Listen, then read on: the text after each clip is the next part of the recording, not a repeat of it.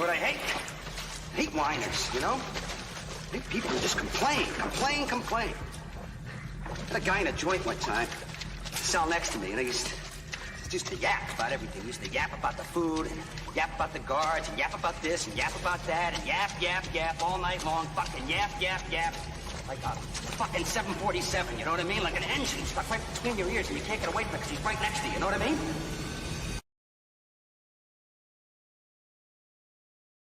Love y'all, boys. Love you. I go to war with every single one of you, every fucking game, all right? Here we go. 1, 2, 3, 1, 2, 3. Win.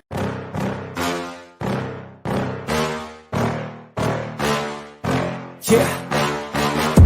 Please tell me that I can't, that I won't, that I fail, that I'll never make it out, yeah.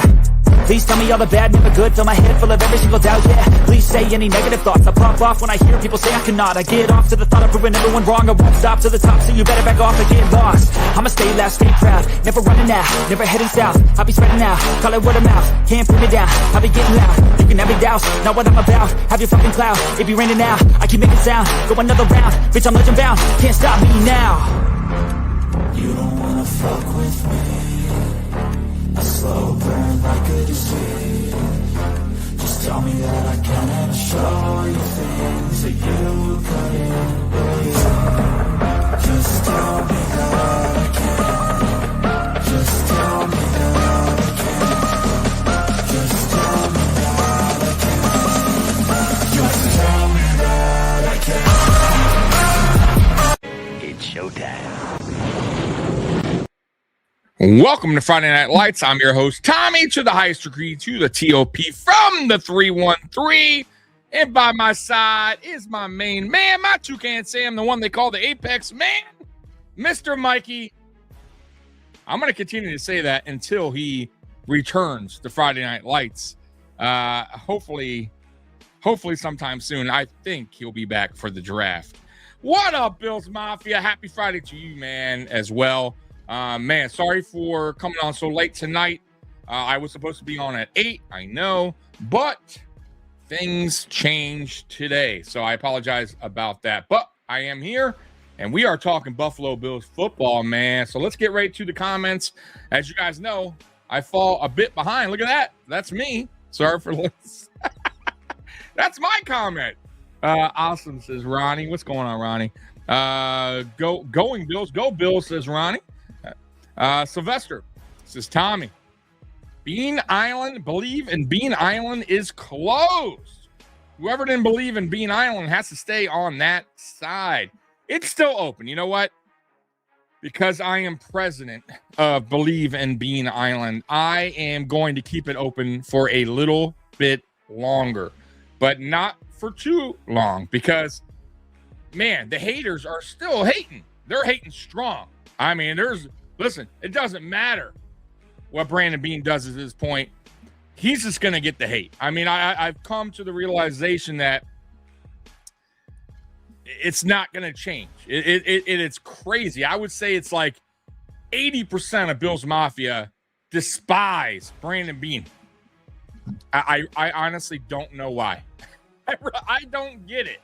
I don't get it. So they search for things to find the hate about him. And of course, the WGR call, you know, that's the, you know, like it really hurt Bills Mafia, that call. Like they can't sleep at night because Brandon Beane, you know, had a bad day. Because really, that's all it was. Like we never had a bad day in our lives. Like, no, God forbid if we ever snapped on somebody in our life. No. We are perfect. Bills Mafia is perfect. That would never happen to me.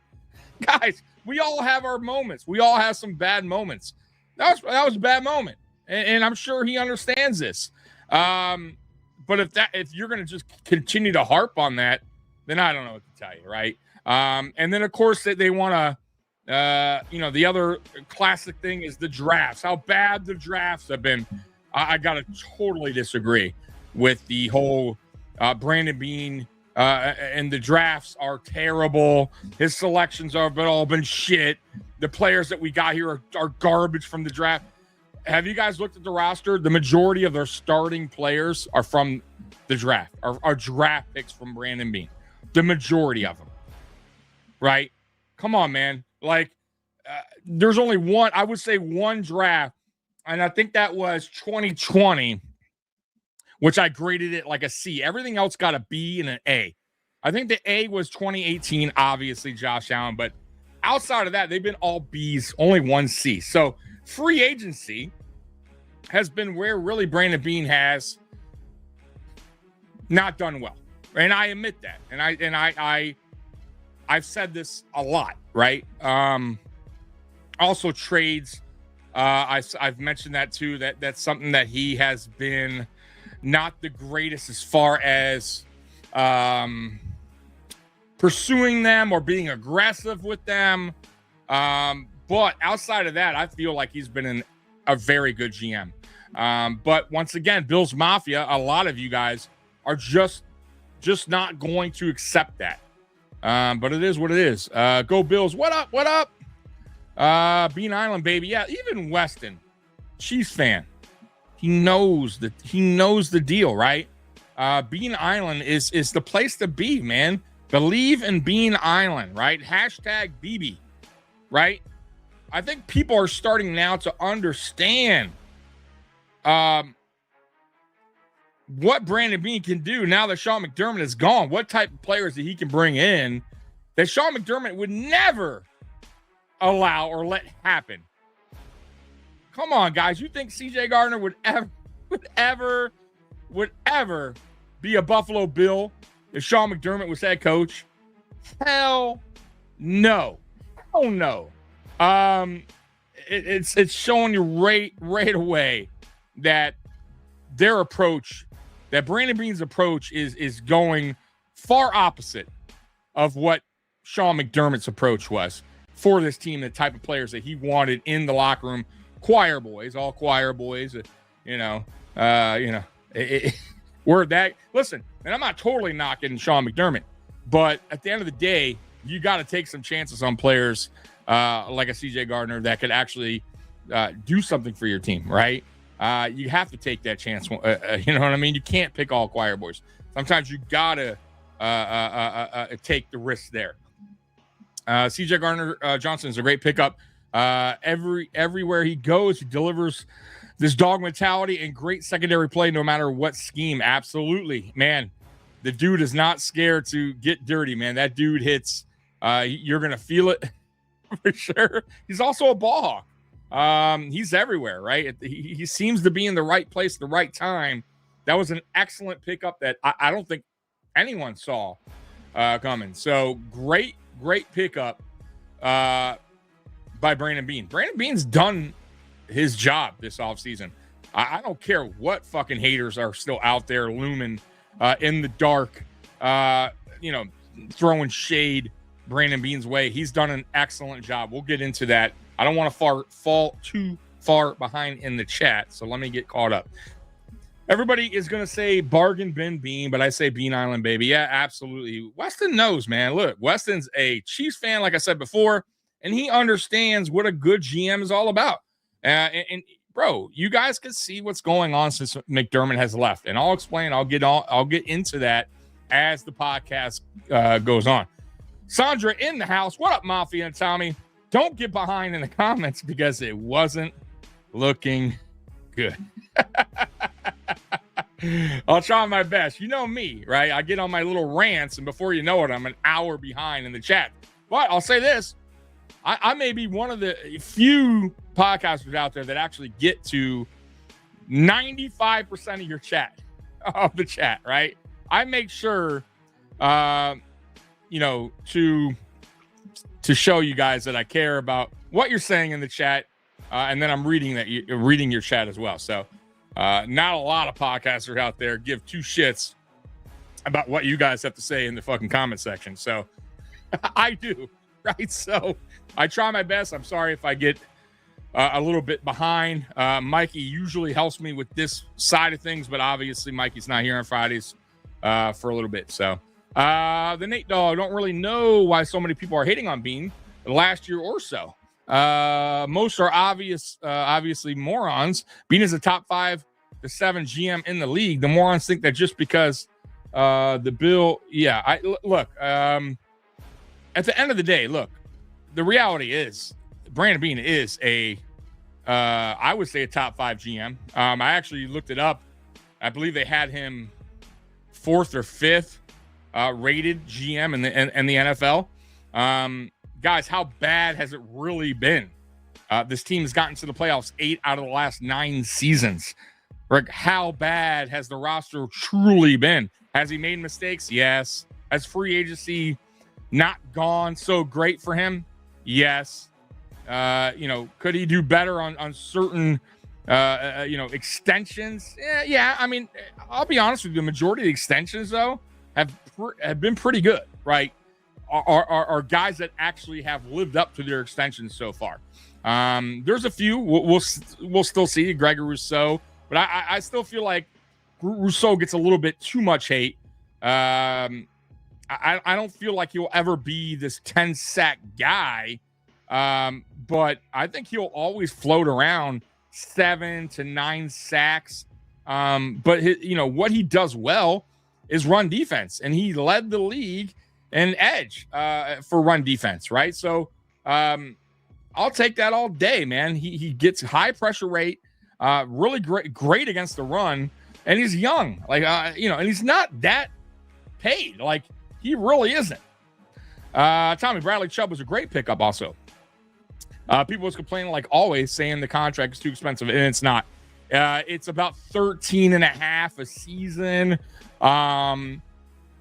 Guys, if he can stay healthy, which knock on wood, right? Really, for our whole team to stay healthy, because it's been a thing here in Buffalo over the last 3 years. But if he can stay healthy, the guy is productive. I believe he turns 29 soon. He's still young. He's not super young, but he's still young. Obviously, you guys know he was drafted in 2018, right before Josh Allen. Denver Broncos took him. Of course, they have some regret over that, passing on Josh Allen. But Bradley Chubb is a hell of a player. If he can stay healthy, he's going to be productive. So, once again, a good signing. And we're going to get to all the moves that Brandon Beane has done in a minute. I just want to get caught up in the chat. Etori, now McDermott is gone. We can get dogs, not choir boys. Absolutely. Daniel, haters going to hate. Absolutely, they are. They're going to hate. They're going to hate. They're going to continue to hate. Dan Mitchell put out a funny little video kind of mocking some of Bills Mafia. I don't know if you guys saw that on X. Pretty funny. Basically mocking a lot of the haters. And it's true. It is true. A lot of Bills Mafia, very unrealistic. Well, why not get Justin Jefferson? Well, Justin Jefferson isn't available, folks. Right? Like they would want the house for Justin Jefferson. Even that, I still don't feel like Justin Jefferson will be available, right? Like, that is just not going to happen. So, unrealistic. Maxx Crosby, you want to give up the house for him? I mean, look what happened with the Baltimore. Now, folks, we have a surprise. I cannot believe this. Do you guys want to know the surprise? I'll give you the surprise. The surprise is Mikey. What's up, brother? What the hell is going on here? Let me turn this music off. I was listening to you talk about the free agency, and I'm like, I'm home. I ain't got nothing going on. I went late. Let me hop on with Tommy. How you doing? I'm thank God I'm really behind in the chat already. So let me get caught up in the chat, and then we'll go from there. This way you can know where we're at. But glad to see you, brother. Sylvester, Tommy, I think Bills Mafia was expecting home runs like an A.J. Brown or Justin Jefferson.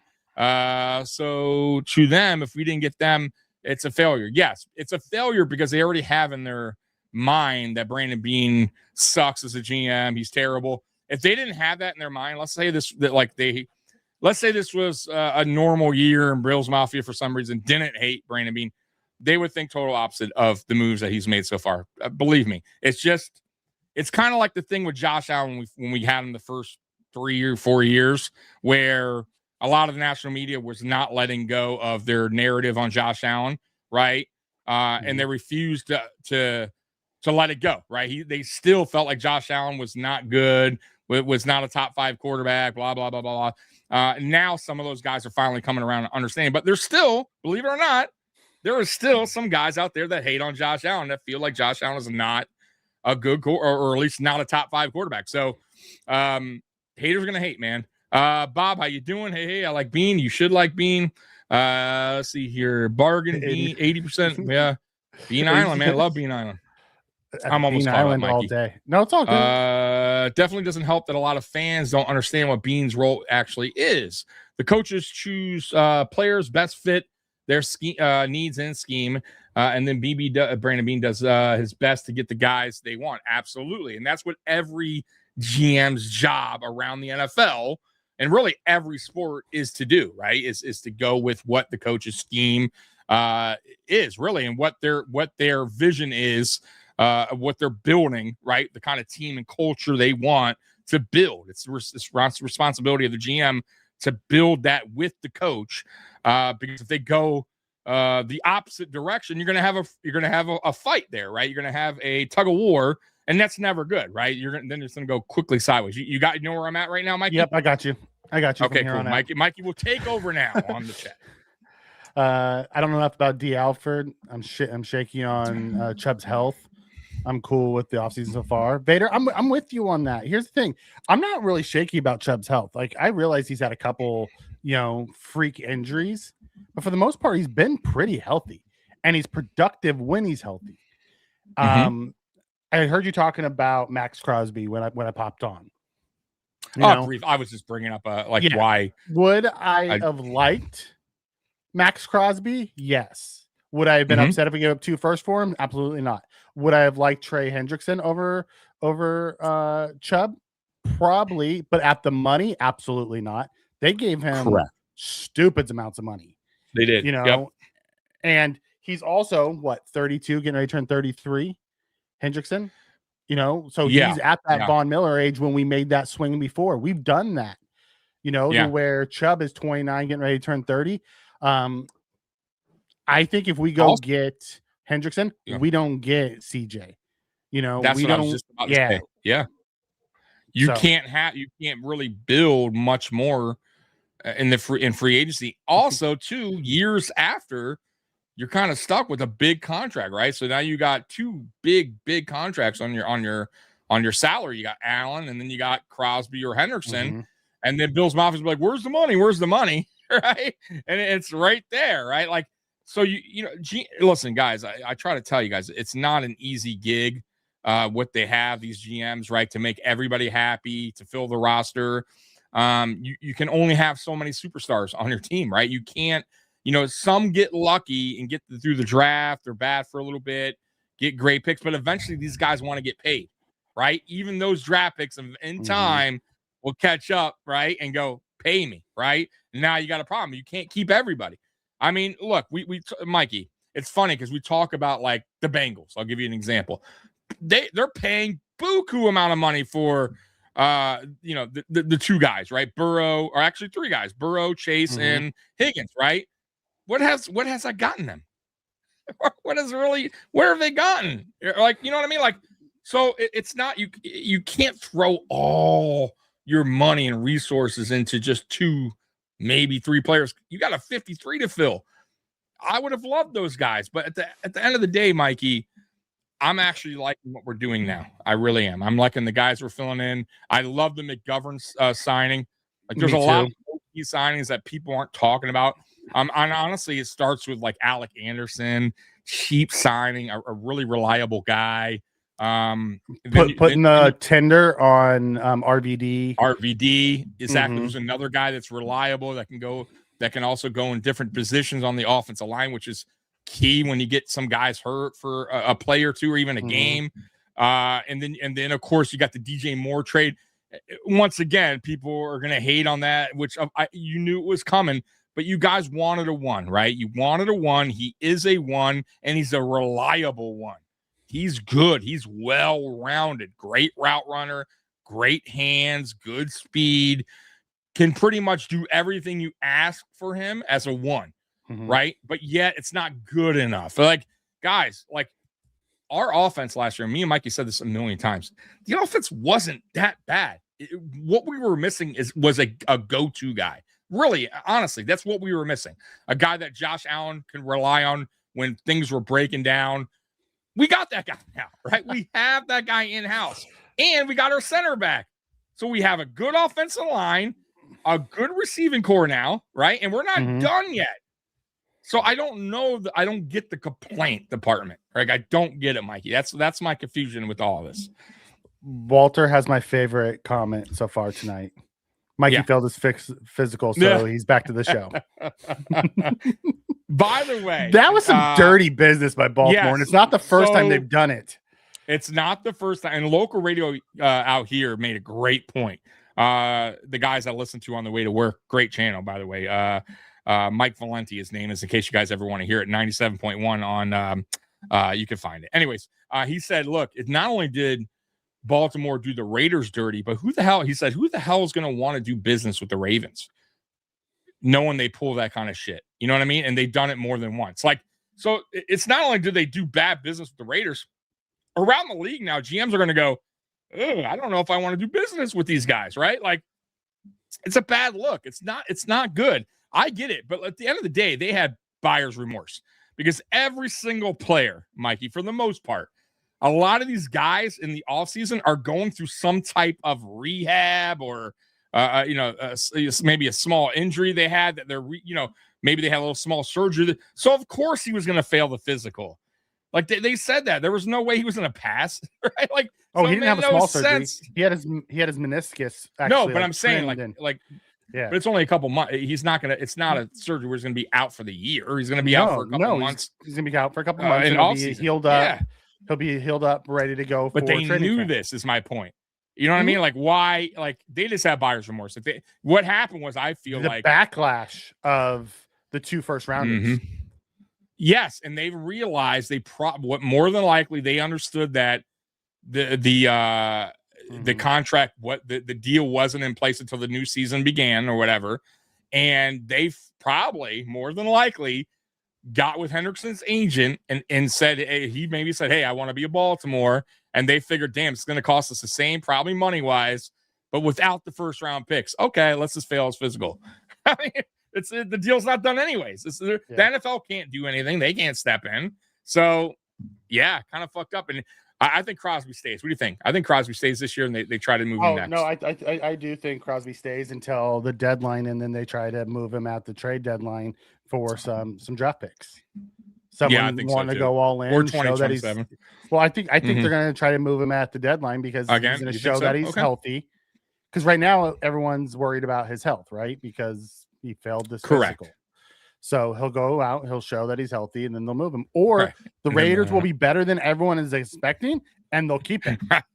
And they'll keep him, right? You know, right. Which it could really backfire. And I'm gonna tell you right now, Ravens fans, like, whoo, that I'm gonna tell you, Hendrickson is not like a young chicken. Like that better work out for you, because if that doesn't, Ravens fans are gonna be pissed, especially if Crosby continues to ball out and Hendrickson for some reason takes a step back.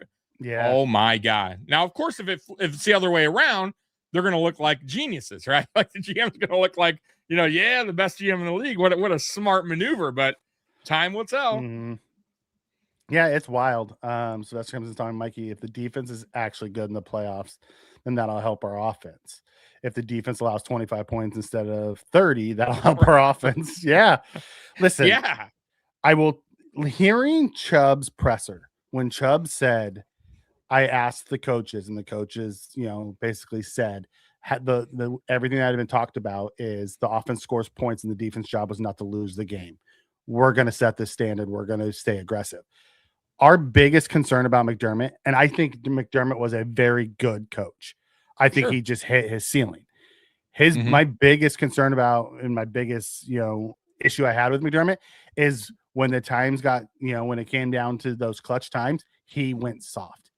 He did his butt puckered, and he played soft zone because he didn't want to get beat over the top. I don't think Jim Leonard's going to give two shits about that. I think they're going to continue attacking, because if you go back to that Denver game, they attacked in the second half. They did great in the second half until we got the lead, and then he went back to the soft zone. Right. No, that's what McDermott does. Every time we get the lead, he goes back to the soft zone. Yeah, I'm with you. Wild. I just feel like, and we've talked about this. I feel like when he became coach in 2017, and he brought over, obviously brought over the 4-3 zone type of defense.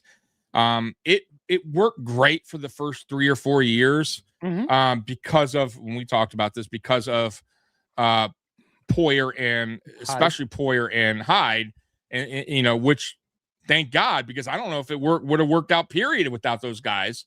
But the problem was not replacing those guys, one, for me, right, in time, right, kind of keeping them around, kind of rinse and repeat. They were getting hurt, right? He had no aim. So, DeMar Hamlin coming in, like, you saw it kind of going down. And then the other thing is, I just feel like he just was McDermott he just never wanted to admit that the defense was broken, and he never wanted to change, right? He never wanted to adapt. He kept the same defense out there every single year as far as scheme goes. It doesn't matter in the playoffs. He didn't switch it up.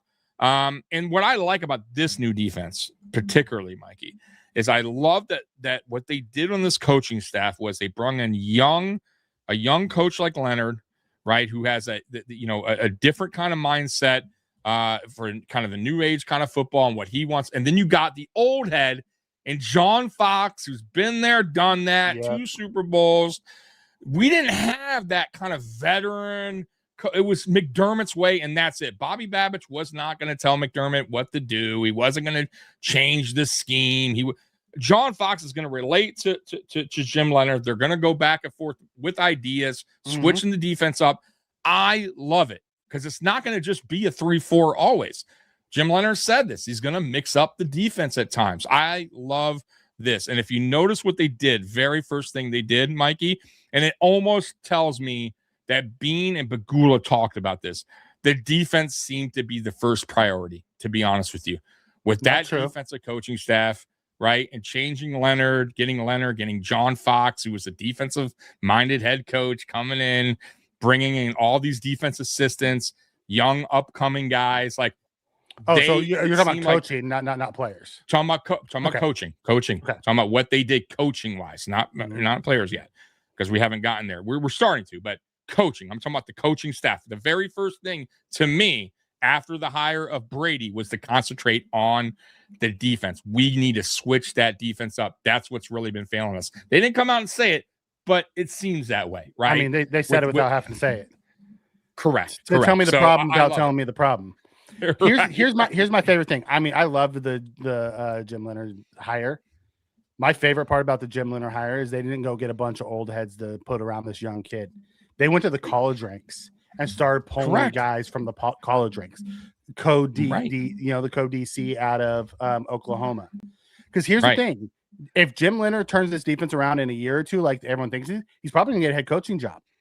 We now have a young pipeline of young, smart, defensive-minded guys that's going to be in the room that's going to probably move into that.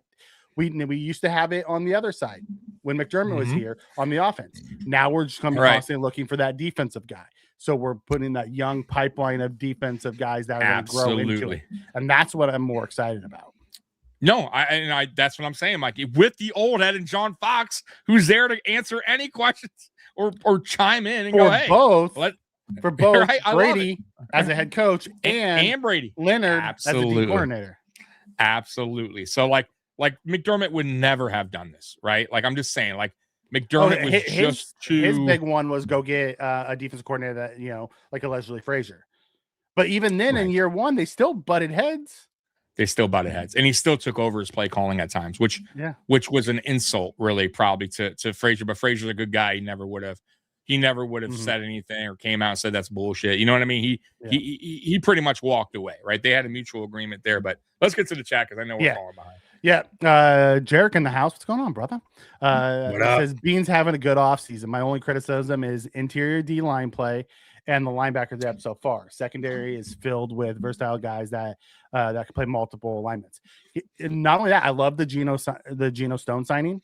Yes. Because now you can use both CJ and Bishop in different roles. CJ in the box too. Yeah, more. He's kind of a hybrid. You could also make him a nickel at times if you want a bigger nickel.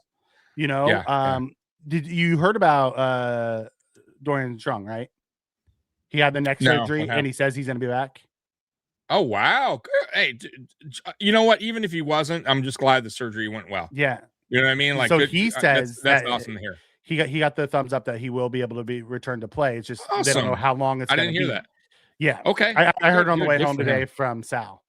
Good for him. So, but the linebacker piece is a little bit odd to me. Mhm. I don't know how they feel about Dorian. I don't know how they feel about Bernard. True. I think linebacker is going to be one of the positions in the draft that they're going to hit. I really do. Yeah. There's I some do good too. linebackers in the day 1 and day 2. I think they might be grabbing one there. I'd still like to see him go get Sanborn, who could be a backup linebacker. The interior D-line, I still want a big, giant nose tackle. I want that mammoth guy. I think Sanders is going to be fine. I think Oliver's going to be fine. I think Walker's going to be fine. But we still need that big plugger. We do. Yeah. That's the one thing I think we're missing. They still could find that I in would draft, prefer, a veteran, like Sebastian Joseph a veteran Day, right. DJ Reader, a few, there's a few guys still out there that would prefer. Which is still possible, by the way. It is. Still possible. It is. Okay. It absolutely okay. is. It's just I think I would feel better if we had those guys. I also think we still need another bendy edge rusher. Could that be a draft guy like Armason Thomas? Could it be Crawford out of Auburn? Could it be Hoyt or is it Height? Romeo Height out of Texas Tech? There's a few. They got the guy from the Canes. I always forget his name. I don't know. The problem is he's so big. I don't think he's that quick, bendy edge rusher. We have the power guy in Chubb. We have a power guy in. So we need that quick twitch. I get what you're saying. Yeah. Outside backer. So that's what I was thinking from there. Yeah.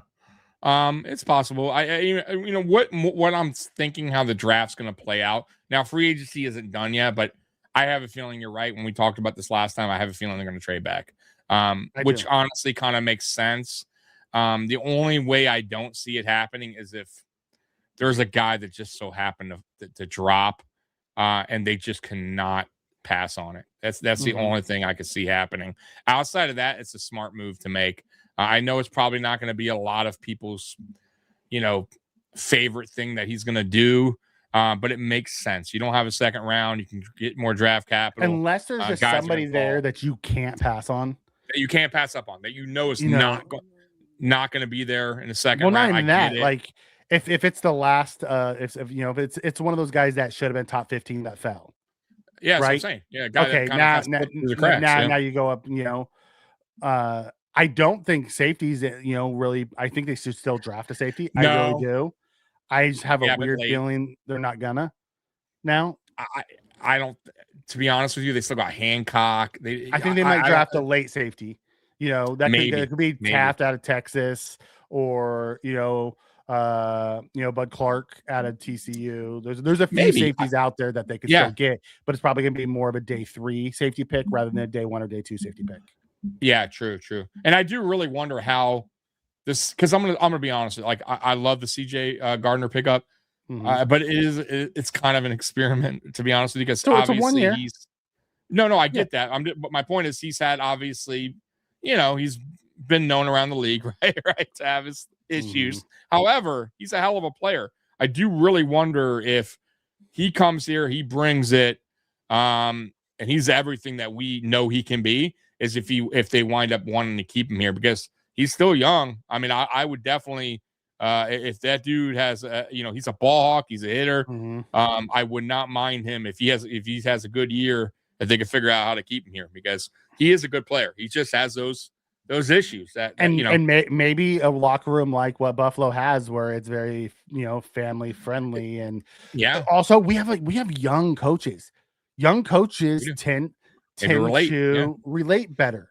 He plays his best with Allen, the DC Allen, right? Yeah. Because he was able to relate to him. So maybe a Jim Leonard and these young coaches can relate to him. So he doesn't feel like he's being judged. A lot of people just don't like to be judged at the end of the day. And can he get along with his teammates? Like, Yeah. just make sure you don't leave yourself open for one of Josh's D's nuts jokes, and you'll be all right. Yeah. I love that. I love his energy already, though. Right, getting Josh down with the grills, and right, he's already liking what's his name? The player we picked up, the safety or the corner. Gino? I'm sorry, out of yeah. Fuck, what's his name? I can't believe I forgot his name. But he mentioned him saying he can't wait to play. Play Alfred? with him, Alfred. Yeah. So yeah, he seems like he's motivated, ready to get on the field. It's exciting for these guys who joining the team.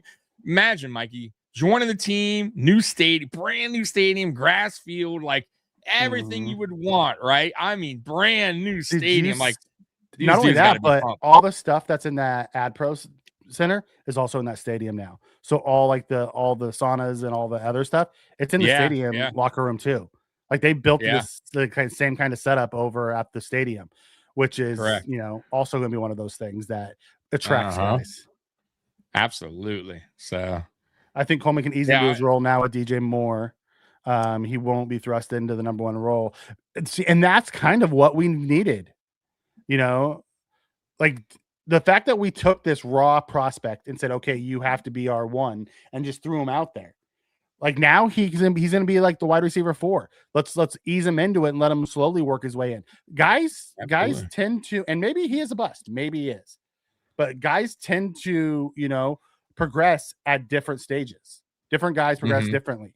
And, people were killing Hancock for last year, but we were killing Bishop going into this year because he was struggled last year. And Bishop turned out to be great. So who knows what Hancock's going to be next year? We don't know how guys are going to progress. Maybe TJ Sanders, shows up and is that second round guy in this new system, So just a heads up. I didn't mean to interrupt you, but there is kind of news out there, rumors kind of getting a little hot right now. I'm kind of staying, look, I keep checking just to see, but Deebo Samuel, is rumored to potentially sign with the Buffalo Bills. Now, these are rumors, but there's been more than one. This isn't like, I'm just out there, there's only one person, but they're saying a 2-year deal potentially, but this is going around on X right now. So very curious if the Bills take a flyer on him. He's another player that talked about him at the deadline. Yeah, he's another player that has, man, when he is good and he is on, when he's healthy, he's really good. When he's up, he hasn't been healthy in a few years. Right, that's the problem. But he is Swiss Army knife, right? He is a force when he's healthy. So very interested to see if that's legit. I want to get too caught up into it because we seem like the Bills are always in play for some type of player. But that is floating out there. That's floating around. So very curious if they take a flyer on him. Yeah. Oh, it'll be interesting. Like, we have McCole Hardman's our wide receiver 5 right now. Yeah. Would you prefer Deebo or would you prefer Hardman? Deebo all day. But would you prefer Deebo or would you prefer Palmer? Deebo all day. So all you would much rather have more Deebo and Shakir as your starters. You could do much more. Listen, you could do much more on the offensive side. If Deebo Samuel's healthy, you can do so much more with the healthy Deebo than a healthy Palmer all day, every day. Like, especially in this Brady's offense, the screens. Who does the screens very well? Deebo Samuel. Deebo Samuel loves the screen pass, right? Like, that's primarily what they use them for. And he's electric with the ball. So he would fit this offense of Joe Brady like a glove. Like, that is what Joe Brady would want. So I don't know if Palmer necessarily fits this offense better than a Deebo Samuel would. You know what I mean? So absolutely, I would take Deebo and I would take that risk. Yeah. Because Go ahead. Okay, I wanted to hit this one. Yeah, said McD had full control of the roster. It's not that he controlled Beane. It was his roster to control, and that's the thing. And I'll tell you, Beane came out of the gate slow. He made the trades. He made the trade for Moore. Then they re-signed McGovern. He re-signed Anderson. He came out slow and let all those big money guys go, and Mafia melted down through the tampering period. And then now he's starting to pick it up. He signed Chubb, and then he signed CJ, and then he signed Stone. Like, I don't think he's done. I think we'll get somebody will get some sort of either another edge. We'll either get another a big run stuffer. We might even grab a linebacker. Like, I don't think we're done by any means. I don't either, and I don't necessarily think it's bargain bin shopping either. I think you'll go bargain bin shopping towards maybe the tail end, maybe around right about now or this weekend. Like for instance, Stone came in, right? That's kind of a bargain bin. You know what I mean? A type of player as far as what he paid for him. But if you look at years past, it's kind of been all, except for the Vaughn, it's all been guys like 1 year, 1 year, 1 year, 2 year, 1 year, 2 year. This year seems different. Yes, he waited a little bit, Mikey, but I understood why he did that. And I do believe he was in talks with Crosby and I believe probably Hendrickson too. I think he understood that if he went in all in, he had to pay these guys, it would be really tough to kind of fill out the roster the right way, right? And maybe the way that he wants it to fill, to fill out. So he looked at it, and it's a smart move. I know a lot of you guys aren't happy about it, but a healthy Bradley Chubb is very productive, right? CJ Gardner, if we can get the best out of him, right? No off-field shit, no, shit in the locker room, bro. That's a great signing, right? McGovern, easy. That's like we saved $5 million on that, right? Like easily, right? Like Alexander, like once again. So we re-signed Knox and saved $9 million. Yes, re-signed Knox and Knox, and we talked about this last week. Knox is a good player, right? He's a guy where Kincaid, we can't count on being healthy, right? But Knox, right? Guy's been there, right? He has chemistry with Josh Allen, right? He's a good blocking tight end. He's a good receiving tight end. So that was a smart move. He took a pay cut, basically. He's here for a couple more years. I have no problem with it. Yeah. Yeah, and I'll tell you, me and Tommy were one of those guys that was convinced that McDermott's job was saved. I didn't think there was any chance in hell that they fired him before that stadium opened. I still can't believe it. Honestly, it was a gut reaction by the owner when he walked into the locker room. Otherwise, I think they had every intention of bringing him back. Yeah, I'm 100% with you, man. Yep, he sure the hell did, and he never took accountability for it. Right. Yeah. He never once talked about it or took accountability for the 13 seconds. No. It's just wild. No. Byron Scott I actually think he's better than what Byron was. Like, Byron was a little bit bigger than CJ. CJ's a little more athletic, I think. Yeah. But the play style, yes, I would agree with you, Trek. I hope we can get Peter Woods out of Clemson. If you're going to get Peter Woods, you're going to have to take him in the first. And I just don't see us using the first round pick. I just don't. I'll tell you what, this is why I'm waiting for free agency kind of to simmer down for me to kind of go over because I like to. Who was I talking? I was talking to somebody the other day. I like this when I mess with the draft and when we do these mock drafts. It's well after the free agency pretty much. And I kind of know where they're headed or should be headed. And this way I can concentrate on those particular position groups, those group positions, whatever. If they go out, let's say they get Deebo Samuel, more than likely they're not going to draft a receiver early. Right? I mean, like, I'm just, so I'm probably not going to concentrate on that too much. If they go and get a linebacker, you know what I mean? Like, so I got to wait till free agency ends, Mikey, for me to really, get on board. I've started diving in and everyone's different. I just hate doing it. And Jarek ruins my day here. Day and Thomason got snapped up today. I missed that. I was at work. Billy's still available. That just ruins my day. And Spin, you're right. To be fair, they haven't had any linebackers in free agency. Obviously, it wasn't a top priority. I don't know if it speaks to what they think of our current linebackers. We'll have to wait and see. because because they didn't go out and get like I thought Leo would have been perfect for us, Leo Chanel.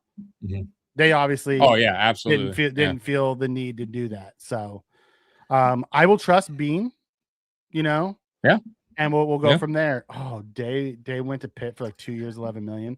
Some of these deals, it just like hurts my soul. Yeah, so it sucks because there was actually some very good contracts, meaning affordable contracts that I felt were affordable, that players that we could have brought in here on what they got paid. But it is what it is. You know what I mean? They're obviously, they got a plan. You know what I mean? They got a plan, and that may be through the draft on some of these positions, like linebacker. You know what I mean? With a ghost rush, would he play outside backer at his size though, Jarek Messidor? He said he is a quick twitch player. He has finesse, ghost rush. I'd be interested to see because he's so big. Like if he was out, played that outside backer, that speed rush guy. Like if he could do it, great. You don't see that big of a guy outside very often that becomes that type of speed rusher. Because he's a big dude. Isn't he like 6'3", like 270, 280? I think. Real quick, Mikey, before we move on, there is a poll going on in the chat. Okay. And is this Brandon Beane's best free agency to date? So the answer's yes, he absolutely nailed it. Pretty good, but not his best. Too early to tell, and no, I expected bigger moves. What do you think's in the lead right now? I missed it. Say that again. I was reading the chat. Okay, yeah, that's all right. Is this Brandon Beane's best free agency to date? Answer is yes. He absolutely nailed it. Pretty good, but not his best. Too early to tell. And no, I expected bigger moves. What do you think's in the lead? Too early to tell. Yep. What do you think second? Just if you had to guess. Probably yes. Yes, you are correct. So it's 39% too early to tell. 32% says yes. And 23 pretty good. And 6% no. That would make sense. We know our chat kind of sees things our way outside of spin and Jarek, who will tell you what's on their mind. For the most part. No, damn it. Say it right now. Who said no? It was spin, and you know it. I would say he's hit on a lot of those major areas, right? Going out and getting more, making the trade for more, bringing back, McGovern to have, our two tackles and our center paid, bringing back Anderson, who has backed up, has been the fill-in and has done well as the backup. So maybe they go out, maybe they don't have to spend in free agency for a guard. Maybe it's Anderson and a rookie, battling it out for the left guard spot. He's gone out and got safety help, got Bishop some running mates. He went and got a new slot guy. I would like to see him get a big giant, human in the middle that can, help free stuff up, and maybe a bigger linebacker, because I'm not overly fond of our small linebackers. But you can't change everything in 1 year. So we'll see. And I would be absolutely good with Dylan. If Dylan was there and we took him, I would not hate that. I don't care how many safeties we have. That dude is going to be a stud. Are you surprised Wyatt Teller's still a free agent? I am. I'm surprised Beane hasn't been in talks with them more, but maybe he's still looking for a bigger bag than what we want to give him. I think so, because it's odd that he's still available. He may be looking for a little bit of a payday, and maybe teams right now are just reluctant to pay him, but he's worth it. I mean, very curious what he does. Maybe he doesn't get that offer and he winds up taking a short-term deal, and then test free agency maybe in a year, maybe takes, or two. I don't know, but I would absolutely love for him to be back. We still need a guard. He would be perfect next to Dion. But for Christ's sakes, honestly, Mikey, though, whatever they do, get the guard to last here a while, because I feel bad for Dion. He is not. Well, he did have. I mean, Edwards is here a couple years. Yeah, right? for like 3. He was there for like 3. 3. Okay, so not too bad. But Deion's also been here since 2017, right? Like, you know what I mean? Like, God, like let's get a guy next to him, maybe a young guy. I don't know. Draft somebody that could be here long term, and then get Deion's replacement eventually. If you want a Billings type of nose and Miller for more versatility, okay. Although he isn't a traditional nose. I love talking draft season with Jarek. We need to bring him on and talk draft season. You know, once free agency is over, absolutely. You know, we absolutely have to get him on because I enjoy that draft talk with Jarek every year. Yeah, and me and him saw last year very similar, and we were both still very sad about how that went up because you know we wouldn't have had to go get the CJs if we would have taken Ryan. You know, if we would have taken Watts. Yeah, no doubt. You know, no doubt. I'm with you. So, yeah. Pitt signed SCJ. Yeah, that makes me sad a little bit. You know, and then Banks, who's a freak athlete.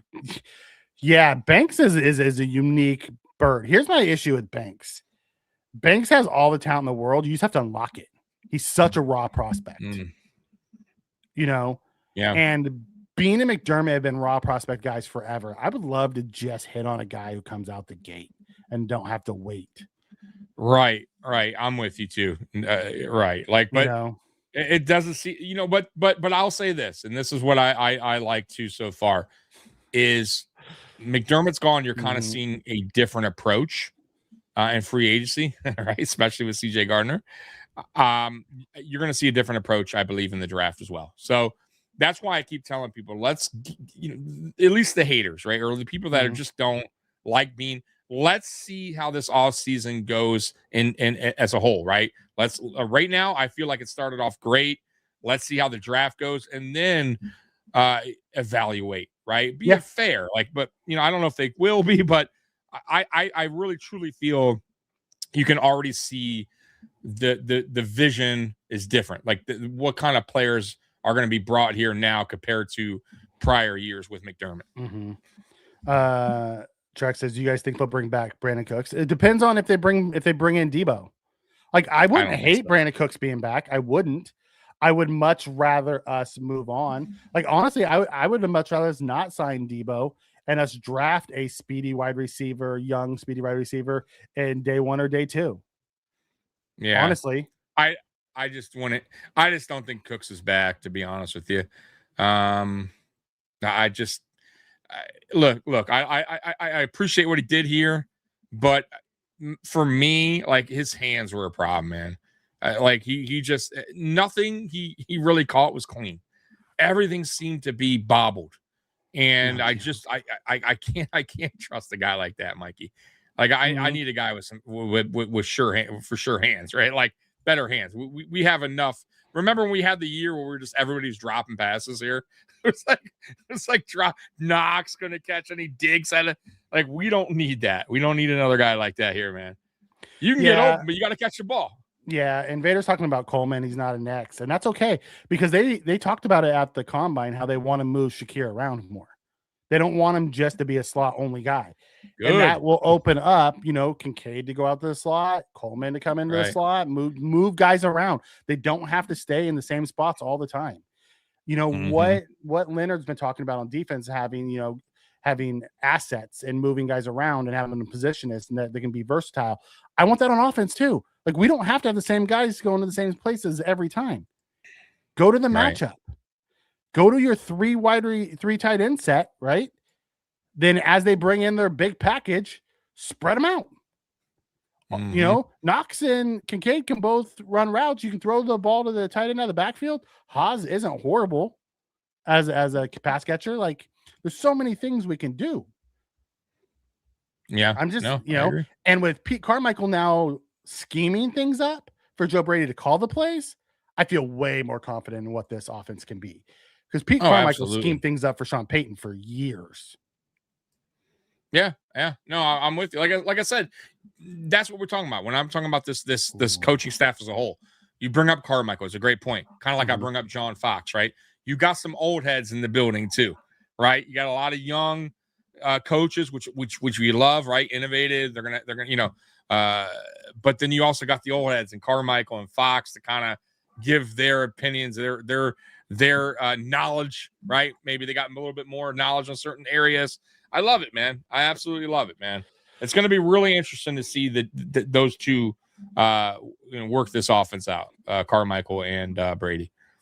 Ayuk's not going to sign for $5 million, and I would not want it. His own wide receiver coach went on and said, you got to be careful with that guy because what he did last year was crazy. TJ Usmanzada is his personal wide receiver coach, and he went on a podcast and said, what he did last year was little. So teams got to be weird. He's not all right up top. Driving around the stadium, speeding like 100 miles. I mean, something. He's a hell of a player. But is he still? He hasn't played in almost 2 years. I'm just saying, like when I last, right? He's a hell of a player. The problem is though, he brings a lot of baggage, right? So, right, and you're taking a really big chance because he's gonna want decent pay. I doubt he just signs cheap, right? If he signs cheap, I would fine, fuck it, right? Like who cares? Like worst case, you lose a couple mil, right? You cut him, but if he's looking for a contract. That's too rich for me, man. Like I'd rather go for a Deebo and maybe a little bit cheaper, right? Than that, man. I can't do it. I have to catch the replay. Yeah, what up, Keys? Yeah, I love this one by Paul. He says, feed Coleman the cookies and put him at tight end in a special package with Kincaid and have Haas at fullback. You have to feed Coleman a lot of cookies to make him a tight end. A lot of cookies. A fullback. I wonder if we do get a fullback, by the way. I wonder if we wind up drafting one or UDFA. You know what I mean? If we bring back a fullback. We were in talks with a couple of fullbacks that went back to their original teams. I know there was reports out there around that, we're in talks with a lot of people that we don't ever fully land. Right. Listen, I get that, Adam, and I think that was one of the teams that was mentioned. It was us, I think them and somebody else. But like Mikey said, it seems like the Bills are always in talks with these players, right? So like, we'll see. Time will tell. Yeah, I don't think Eckler is a free agent. I think he's still with the Commanders, but he's also coming off a nasty injury last year, and we have no idea what he's going to look like. I felt for that guy, man. Yeah, that was bad. Yeah, Cam Taylor Britt. I love me some Cam Taylor Britt. I'd be okay with us bringing him in. That'd be great. They seem happy with Ty, though. They do seem happy with Ty Johnson. Josh loves him. The coaching staff loves him. I would like us to see us get someone better than Ty in that role. But I thought we moved on, didn't we? Or no, he's still on the team. I don't know why I thought we moved on. We talked about moving on from him when we went through our who we would cut. I wonder if as of now, he's on the team. I would really consider moving on from him. But I wouldn't hate it if he stayed. I don't know. If you're going to use him like you used him last year, save the money. You know what I mean? Yeah. Just go ahead and cut him. You didn't use him.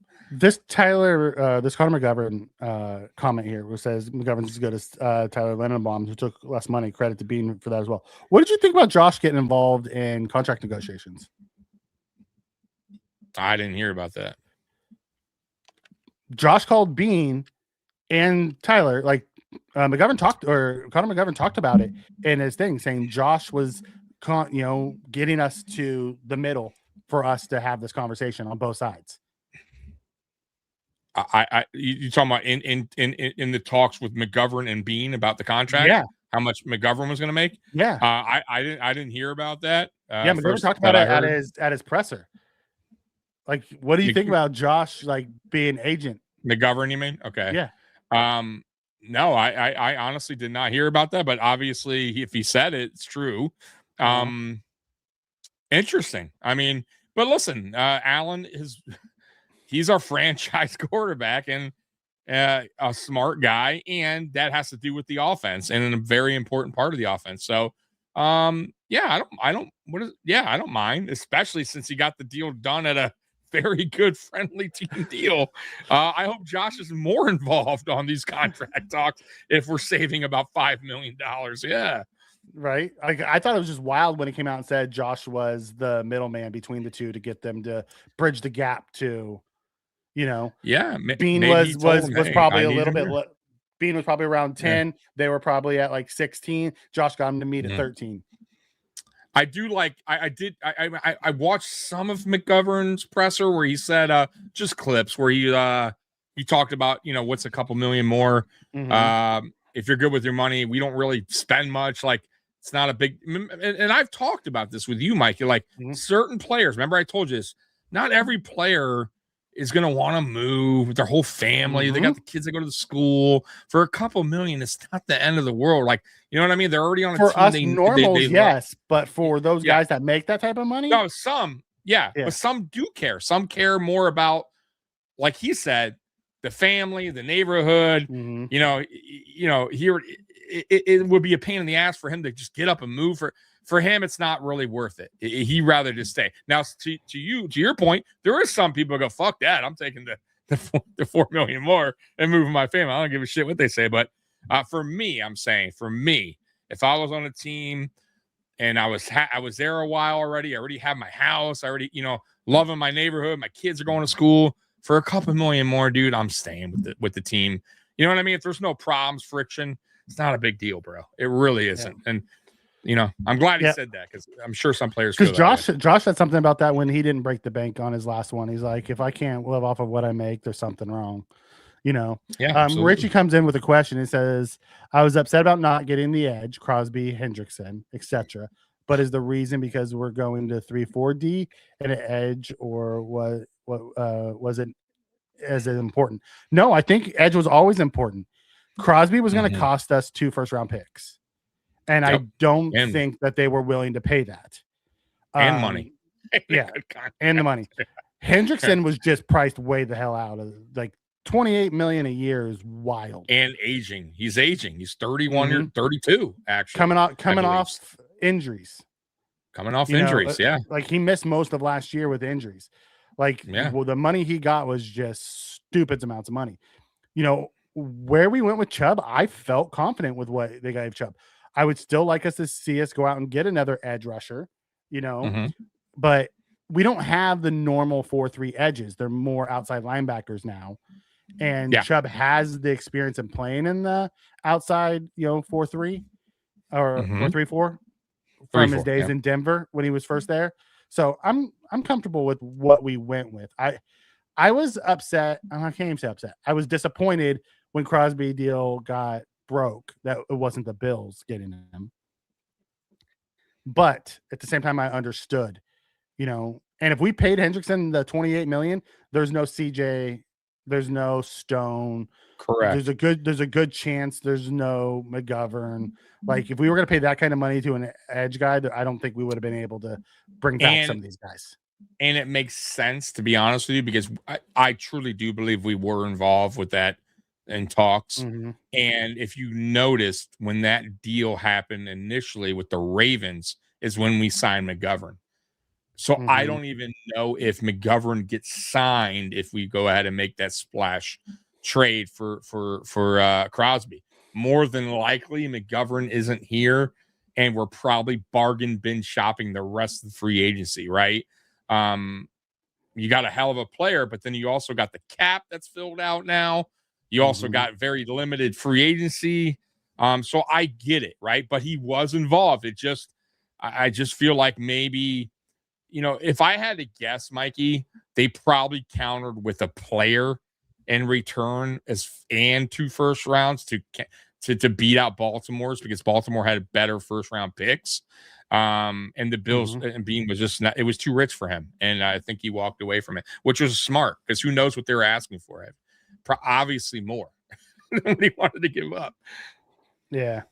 We're trading down on the first. Beane loves his late round draft. It seems like it. Eventually get, But we may have. I think we're going to trade down anyways, because I'm not sure where we're picking. It's not top loaded this year. It's not. The value is in day 2. I really do believe that. The value is in day 2. So if we could trade down with someone who's willing to give us, a second round pick and maybe a third round pick to recoup some of what we gave up for Moore, I'd be good with that. Because the difference between, D and 5 and D and 9 isn't that huge. wide receiver 5 and wide receiver 9 isn't that big. It's just the type of player that you're looking for. Yeah. Yeah. You know, For me, if you're not in linebacker the top 1, 15, linebacker 4. Like, it depends on what type. Are you looking for a thumper? Are you looking for all around? Like, what are you looking for? It's not a strong draft this year either. It really isn't. If you're not landing in the top 15, honestly, unless it's a position you really have to fill and you're scared he's not going to be in your second, I would trade down for sure. Right. Like, I have a feeling that's what he's going to wind up doing. We don't have a lot of picks because we got rid of the second round for which DJ I Moore. Still like. Was it a little bit of overpay? Maybe, because they were going to get rid of him. But am I upset with it? No. He instantly brings credibility to that wide receiver room. It hasn't come out yet. It hasn't come out yet with whatever it is. Really? Because I have it here. What is it? On my end? 24.5. 23.4. That's Here, what it was. Show you. That's what it was. Really? I thought it was 28. I thought it, no. Oh, okay. I thought it initially was 28 or 27 point something. No, it's sure? all Okay. 23. Yeah. Okay. Because they can get it down to 6 this year. They just haven't really done it. I don't know why they haven't pulled that lever yet, which they can. They just haven't. They may have to be honest with you. They may have to because they still got to pay their draft picks. I still feel like they're going to sign some free agents. Who knows if there's another key free agent they may want to get or a possible trade out there, maybe for a player that they may really like. So we'll see. You know, there's still some good players out there, Mikey, to be gotten in free agency. So. Walter, I wouldn't call Chubb a middle of the road player. No. He's productive when healthy. The problem is, and he's young. He's 28. I think 28, 29. But the problem is, if you look at his production, Mikey, last year, 2025, 8.5 sacks, right? Coming off the ACL, right? He missed all of 2024, right? He took the time off 2024. But in 2023, he had 11 sacks. 2022, he had 8. I mean, that's productive, Mikey. 5.5 in 2022. He missed time there, right? Yep. That's when he got hurt. But he still had 5.5. He had 7.5 in 2020. His rookie year, he had 12.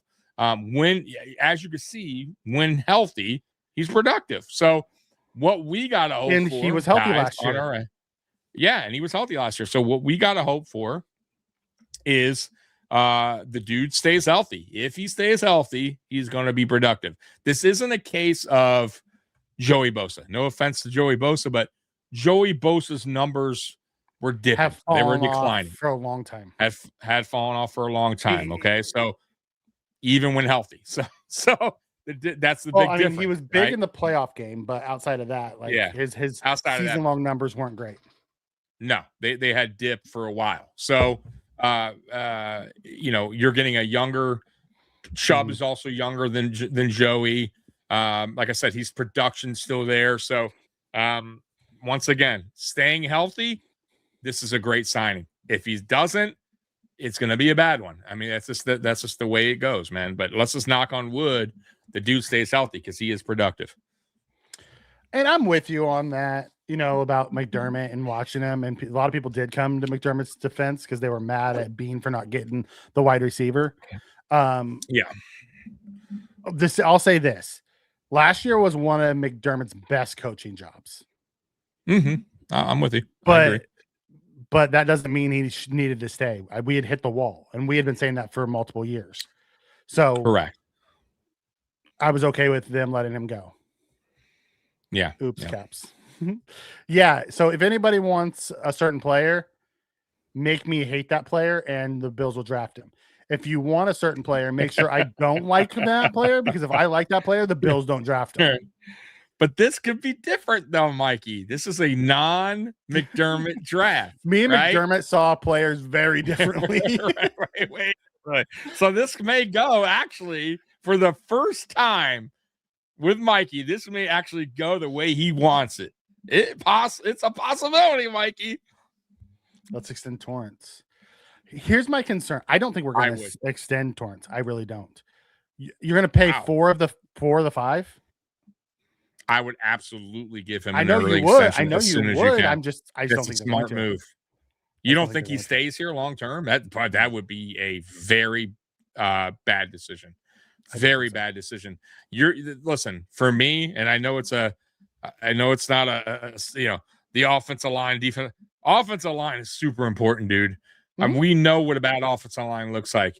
You start fucking around with the offensive line, you lose your guard, right? You lose your tackle.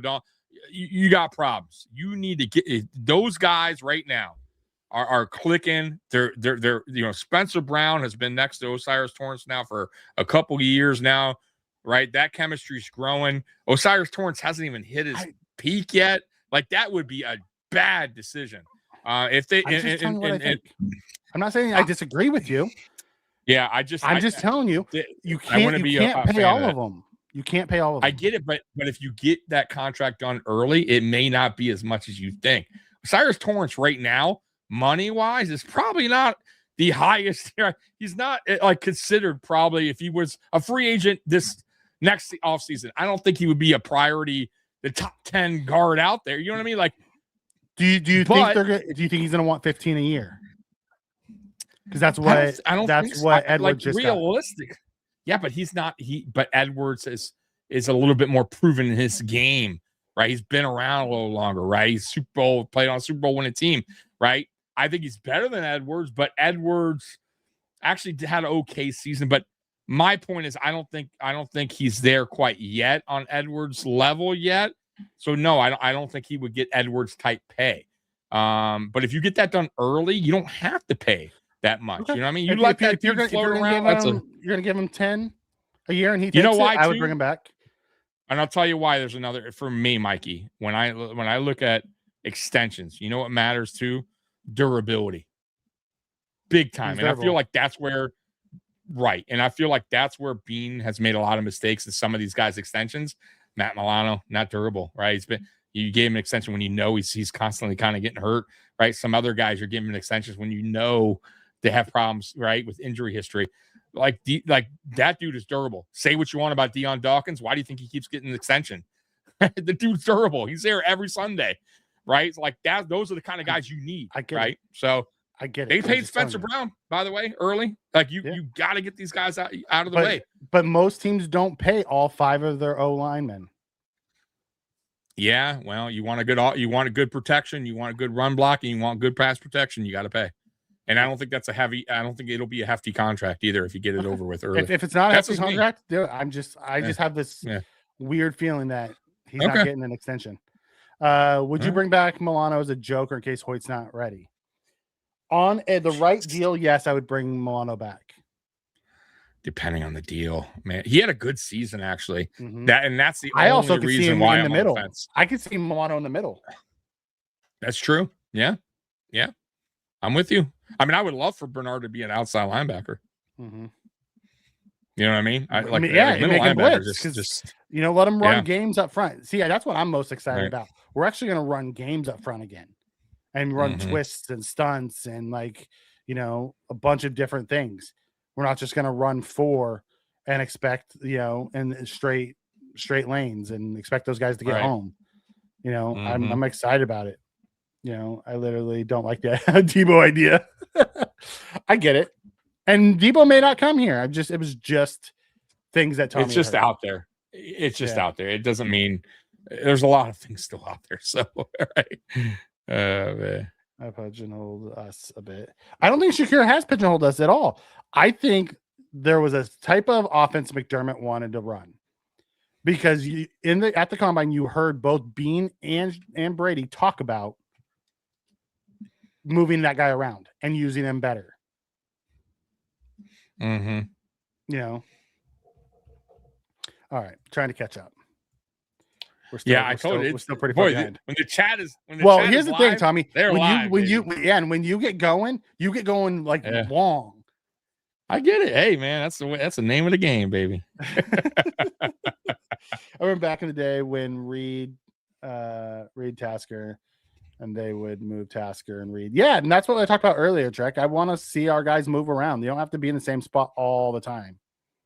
God, that's early, bro. That was in You know what's funny? That's back in 96 when Molds was drafted, and Molds was a kick returner. Like Molds didn't break out till 98, 99. We're 15 minutes behind. Oh shit! All right, go ahead. Yeah. How do you know that though in the chat? It Because says that? Like how yeah, much? it tells you when like this one right here came in. Oh, I see the timestamp. Yeah, 7:56. Holy shit. Okay, yeah. Wow. I never noticed that for some reason. The timestamps are right. I love that the other day. Diggs was cut too. Oh, you were more than an hour behind. Really? Yes. We've been linked to because I left for an hour and I came back and you still hadn't read my super chat yet. It's wild.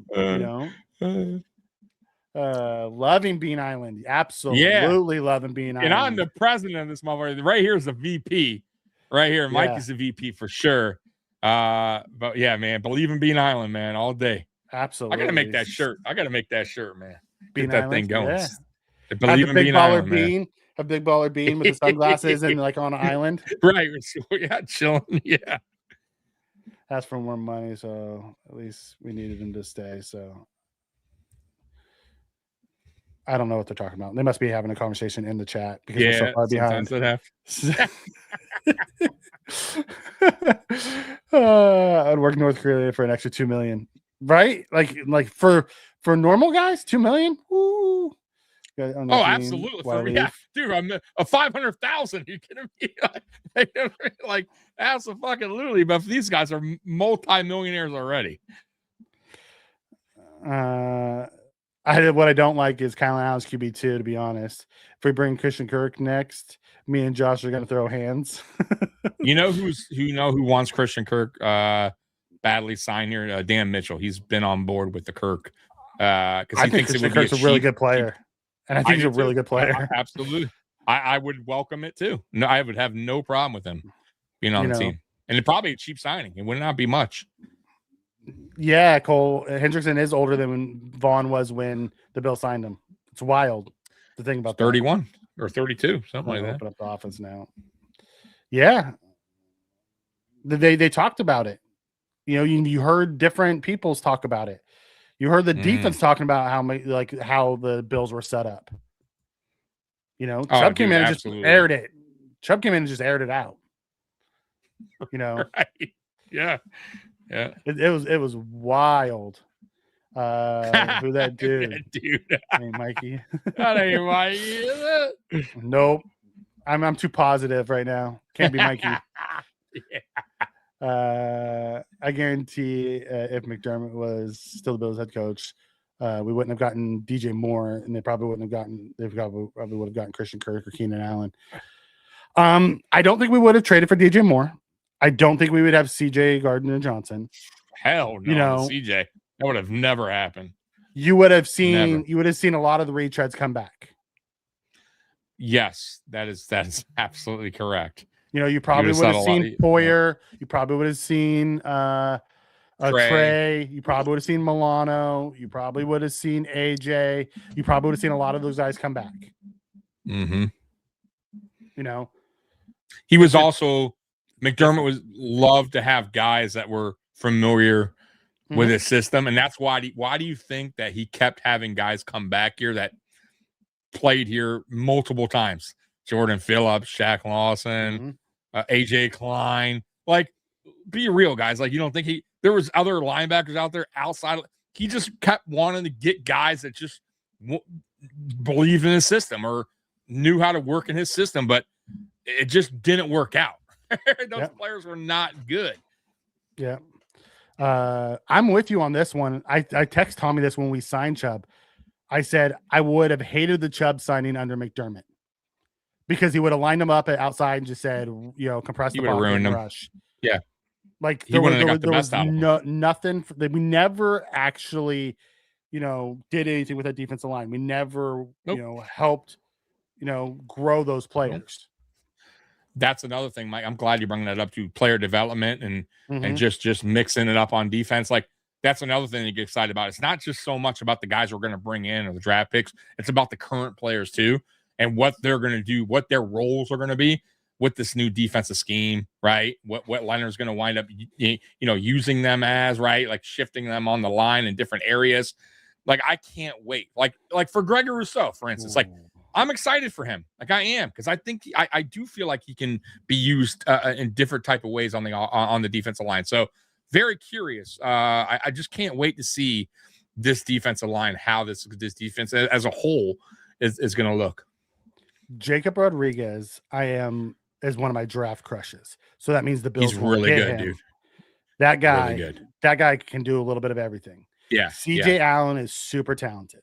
He's a better run defender than pass defender right now, but the guy is super talented and he could probably get better as a pass defender.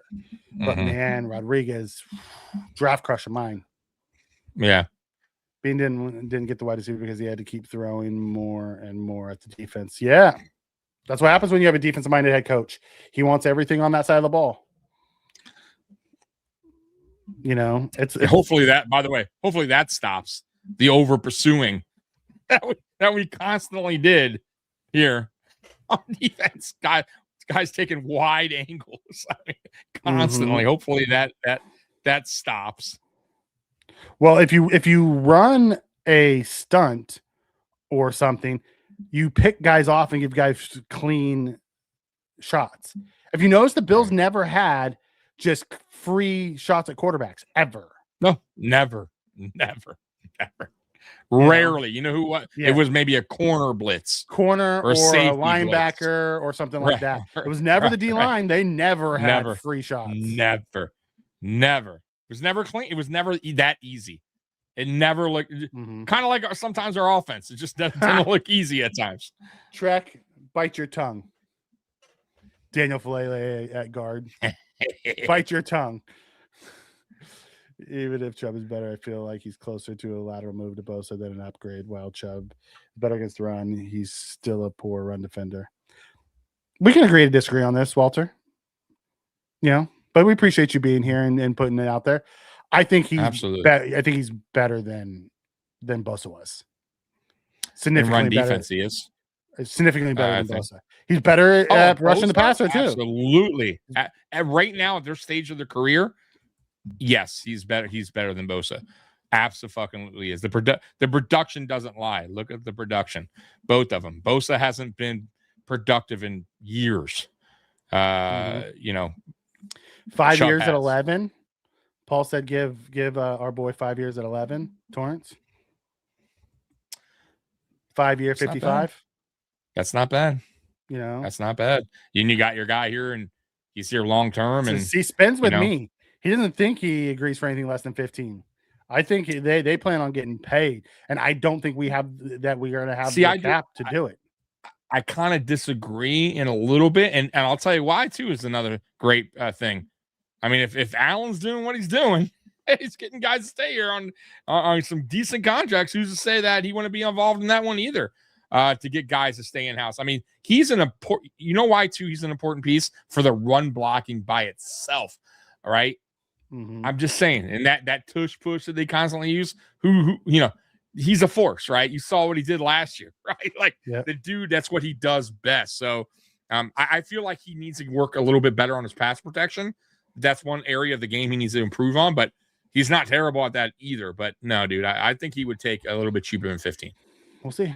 I'm with you. We did hear that Chubb said that Leonard said the defensive philosophy was not to lose games, and that's going to change. Yeah, I'm real excited about that. Yeah, CJ for the win. I'm with CJ for the win too.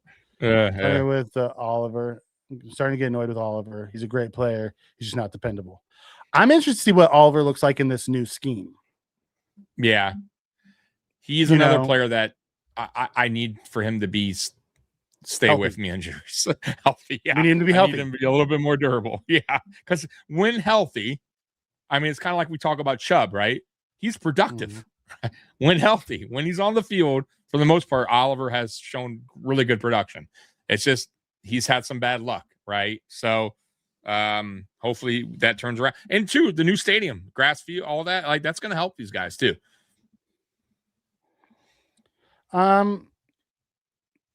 We can never get elite talent. But you don't want to try to pay for aging elite talent in free agency. When's the last time a free agent signed that was elite talent that lived up to his contract? It's been a long time. Mitch Morse. We went through this. I'm not saying the Bills. I'm saying in general. Oh, in general, yeah. So Mikey's 100% right. Like we just talked about this, right? Like, hitting picks, right? Getting draft picks is the way to go if you can score, right? If you get, let's say we find an edge that's that dude. Well, you're paying him on a rookie contract, like, and that's one thing we haven't. And it's not necessarily Beane's fault, but he hasn't nailed that superstar, except for Josh Allen type of player, right? We're still kind of searching for that next. Well, Cook is right there. We haven't nailed it on the. You're right, Cook. I'm sorry. Defensive side yet. Correct. And that could be Bishop. Bishop flashed last year. Bishop has another year like he did last year in this new one. Bishop may be that superstar that we were talking about. You're right, dude. Great. Mikey, look at you tonight. That is absolutely right. Cole Bishop is on his way. He's not there, but he's definitely looking like a player that could be one of those draft picks where we're looking back going, damn, right? Mm-hmm. That was a fucking great draft pick, right? That dude just got it right. When we're talking about his change the secondary. Right? Right. And going that dude going from Poyer and Hyde and only having that one break of a season before you land Bishop, and then now this year it's CJ next to him, could be a massive win for the Bills. Absolutely. So we got to start. Hopefully we start scoring, hitting on some more draft, defensive draft pick or just draft picks in general. But not to say that they've been bad. Just we're talking about like superstar talent. Right, Josh Allen, James Cook, potentially Cole Bishop, and maybe so, Mikey. Mm-hmm. Yeah, I'm with you. The receivers probably a bunch of them didn't want to come here, but we also haven't signed any in free agency. We traded for one who was stoked to come back to, Mike Evans talked about it. There was two teams he wanted to go to. He wanted to go either San Francisco or Buffalo. Yeah, we were in talks with him too. We signed DJ Moore, so he went to San Francisco. Yeah. Yeah, and I love that. I love her. By the way, I heard that too, and I loved hearing that because that tells me once again, Brandon Beane was being aggressive. He was looking out and trying to get Josh Allen that help. Also with Crosby, like he was in talks with Crosby and supposedly Hendrickson. So it tells me that he was being somewhat aggressive. He's just being a little bit more smart about it. You know what I mean? Like. He wasn't going to overpay or sell the whole house. He wasn't selling the house this year. No, not this year. No. You tell me we can get Chubb and CJ and probably somebody else for the same price we can get just Hendrickson. Correct. Hendrickson's a bigger name. You know what I mean? I don't know how Hendrickson fits in the 3-4. Yeah, I'm with you. I'm with you too. And I want to say too, you still. Everything looks great on paper. You still got to put it out there on the field, right? Like, and that's why I tell fans year after year, it's okay to get excited and all that stuff. But me and Mikey have heard this talk from other fan bases like Ravens and, outside the Chiefs, where it looks great on paper. They signed and it's good on paper and it's good on the field, right? Good on paper and on the field. Yeah, big signings like Jamar Chase, like all, and they don't even make the playoffs, right? Or they can't even beat us, right? And we don't even have the start. You got to put it together too. It has to make sense. So that's one thing I'll say. We haven't had these all-star type roster Mikeys throughout the years, but we've been a damn good team. We still put it together and it's worked, right? Yeah. Imagine if we do get a couple of these guys, right? You know what I mean? Through the draft, we start draft, then sky's the limit, man. That's kind of what we're doing now. With the different kind of signings where we're getting a number one now. We haven't had a number one in 2 years, Mikey. In 2 years, right? 2 seasons without a true number one, right? Mm-hmm. Now we have that, right? Now we have an edge who's 29, who's still pretty much in his prime or tail end of his prime. But does Groot have a running mate? Exactly. You know what I mean? But it's kind of piecing together now. We have some young guys in here too. And what I like too is a lot of our guys, Mikey, that we have here that are starters are guys we drafted. and a lot of them are really good talent, really are. Like and young. Like I very interested to see what this coaching staff does as far as development goes on these younger players that are still here. That's what I'm most excited about. Regardless of the players, the scheme changing. Yeah. There's going to be an aggressive scheme coming in. That's what I'm more excited about. How do we know these guys haven't just been limited by Sean McDermott's scheme? We've watched guys leave and do really well elsewhere in aggressive schemes. So we'll find out this year if Groot is taking steps to be the guy that we hoped he could be, or if he's really more comfortable, if he's just going to be that above average player. Correct, because that could be the case too. We've seen guys leave that are the same, right? That just don't do anything. Absolutely. It says Brady got to create better. That's why you don't have Brady schemes. You have Pete Carmichael schemes. Carmichael schemes, Brady calls plays. So I think that's why you're going to see it open up. And Vader, you also saw it open up a little bit with when what's his name came in, when Brandon Cooks came in. You also saw him open up a little bit more once he had that guy. Gone by OTAs, yeah. And you're still going to see the screens because that's been a staple of the Saints forever. You know, you will. But I don't know if it's going to be as much or overload as it was last year, because like I said, when we did get Cooks, we did start taking more shots downfield. Matter of fact, when we initially got McCole Hardman, we started taking shots down. I think the very first play he was involved with was a deep shot, right? Like, so, you know, I do feel like maybe it was the talent, and maybe he didn't feel comfortable with the talent he had by opening up a little bit more. We'll see this year. Yep. I'm with you. Joey wants to know, would we take a swing at Jerry Sneed? I don't think Jerry Sneed will want to come here, because Jerry Sneed will want to start wherever he goes, and I don't want to put someone in front of Maxx. Yeah, makes sense. I just don't. If he comes here and he's willing to take a backup role or battle for the starting position, okay. But I'm so sick of us drafting high first-round picks who have raw talent and then saying, oh, they're not quite ready. You have to let them get out there and play and get, knock that rust off, and figure it out. Yeah. And Maxx looked good last year in the little bit that we saw him. So I want to see more of those two, along with what these new guys are doing. Yeah, the only thing I would say with Harrison is hopefully the injuries are behind him, because 2 in 1 year is a little concerning. I'm not going to accidents. Yeah, but still, it doesn't matter. Like, it's still concerning. You know what I mean? For a young player like that. I mean, the good thing is he's young, right? He has time, right? But sometimes, though, Mikey, we've seen it before. These players just can't get away from him. I mean, you saw it with Sammy Watkins. You see it with certain guys. And I'm hoping, knock on wood, that's not the case when it comes to Harrison. Hopefully that's behind him, and those freak things are behind him, and he stays healthy, because what we've seen him last year when healthy, he was productive. You know what I mean? He looked like he could be maybe even close to a 1. He's not going to be the 1, but you could see it in him. You see why they draft him. That speed, the good vision for the ball, that speed. Ball hawking, you can't teach speed. Can't teach speed, but you also got to be available. Right? Yeah.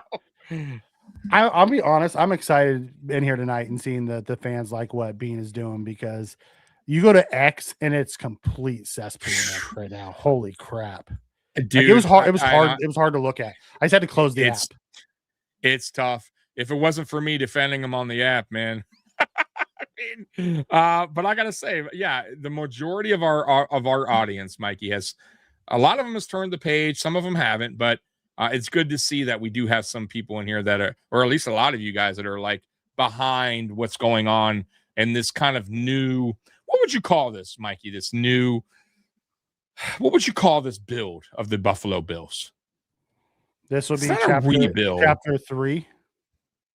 Chapter 3, right? Because it's not a rebuild. Is it a retool? Is it a, what would you kind of call this? It's a reset. A reset. That's a good one. Okay. It's a reset with the new coaching staff. Okay. Yeah, I can get behind that. So But you're right though on X. Oh, it's so bad. Jarek's saying 18 for Torrance. No. He's not wrong. He's one of the young. He's one of the young guys. He is, but he's not. That's my point though, Jared. Can he get up to 18 if they don't pay early enough? Sure, he can. Because they're going to ask for 18 right now. That's why I don't think they're going to resign him. Oh no, he wouldn't get paid 18 in the market right now. If he was a free agent, there's no way. Oh, you're crazy. Yes, he would. No, he wouldn't. If Osiris Torrance was a free agent today, you get 18 a year. No, he wouldn't. At his age, yes. No. He still got 15. And you said Edwards was the weak link on our offense. He's the weak link, but he also has more experience. And Osiris Torrance is also better pass protector right now in his career than Osiris Torrance. So Osiris Torrance is a much better run blocker. His problem. I hope you're right. I disagree with that though. I don't think he would get 18. I just don't. I could be wrong. I definitely could be wrong, but I don't see it. What do you think Wyatt Teller's worth? For instance, like what do you think his values, or what do you think he's going to get signed for? I don't. Just curious, offhand. I think he's going to what would you pay him for? Like, I think he's going to get like something like 1 year, $3 million up to $6 million. Because you have to remember, he's had back-to-back years where he has been hurt and his plays dipped. Since Callahan left, his plays dipped. True.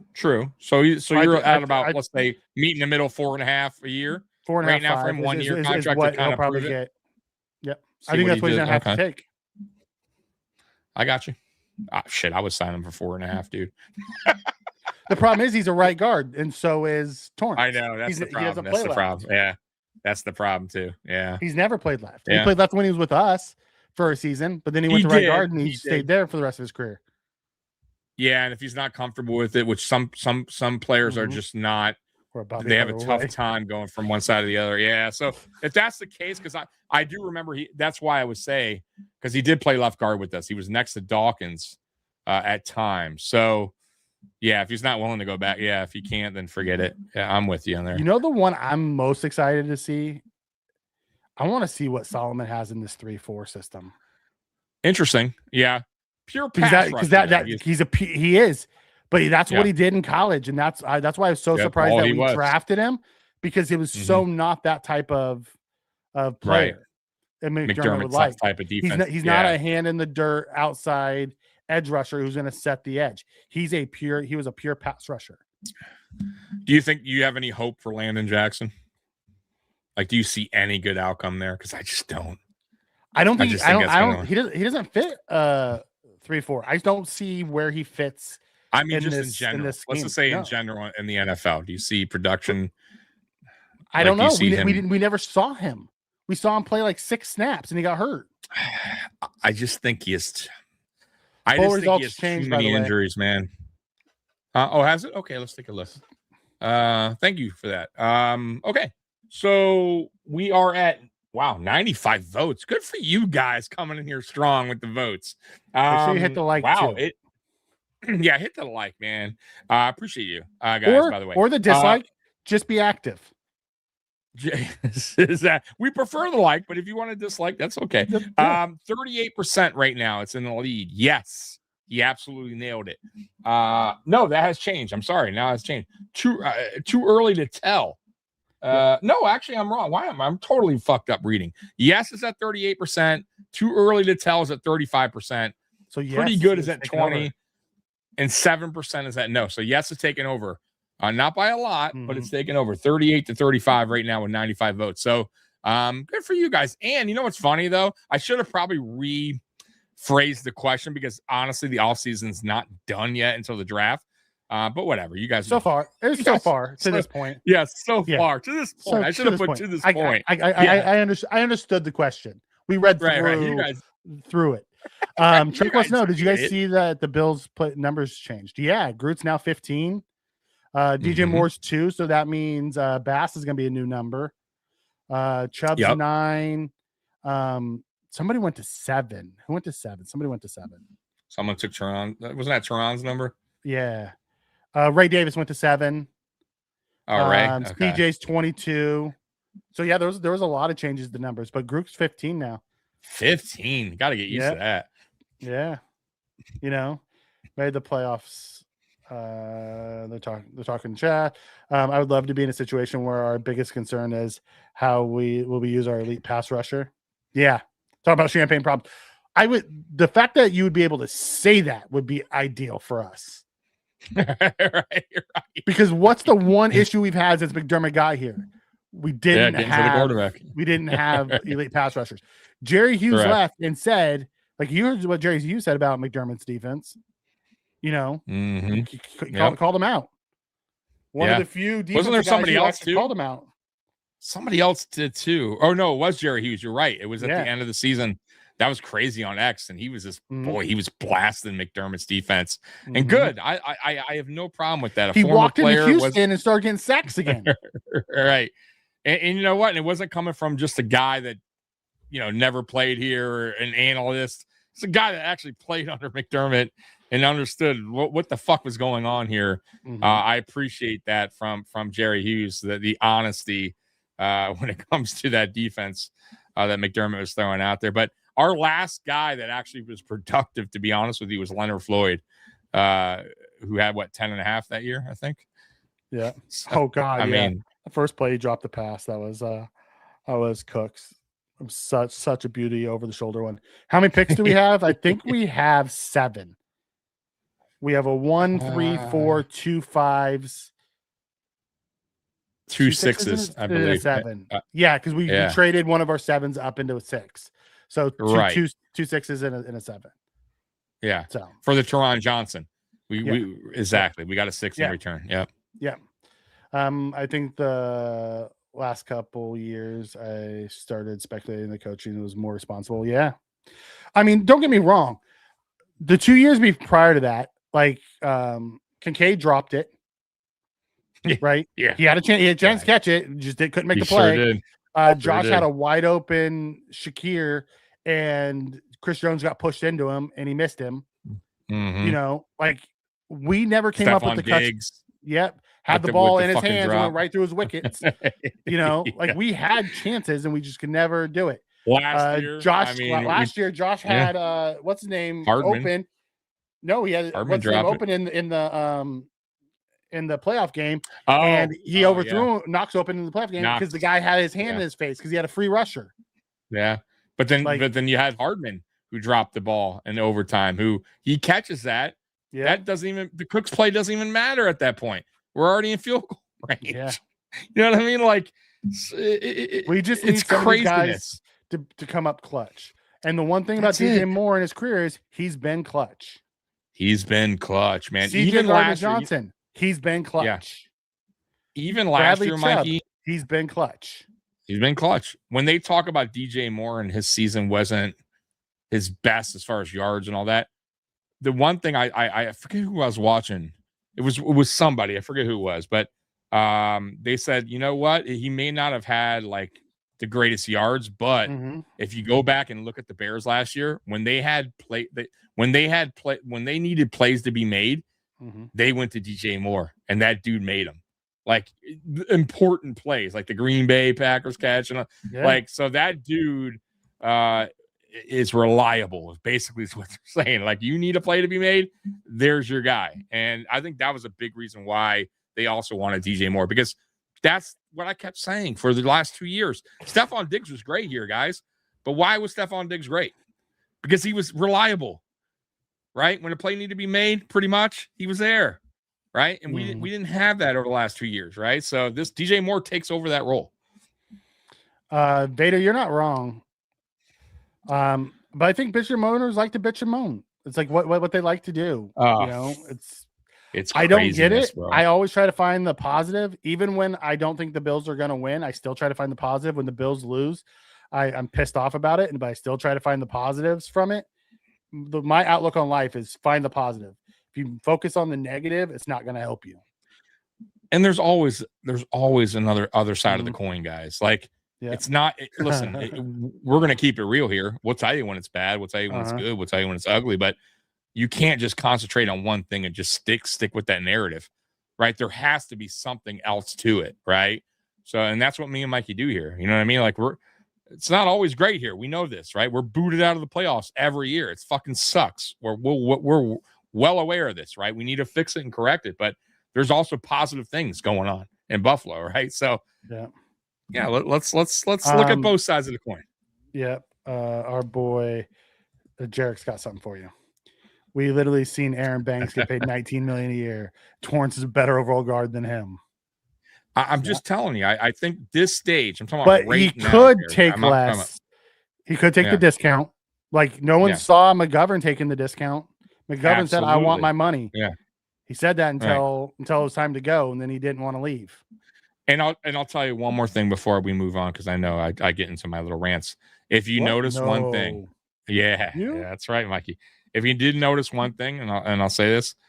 For the most part, almost every draft pick that Beane has had that he's hit, he's paid. Mm-hmm. Every single fucking one, including Spencer Brown, other than Dawkins, other than Tremaine. But you're right. But he also was way valiant. Like he had a choice to make there, and I don't believe that was always necessarily Beane's decision too, because Milano had to get paid at the same time, and I think McDermott wanted Milano more than he wanted Edmonds. That's how I saw it. But my point being is he hates his draft picks going out the door. He does not like it. So I feel that he would do his best to keep Osiris Torrance here. Yep. I would just be surprised if he doesn't.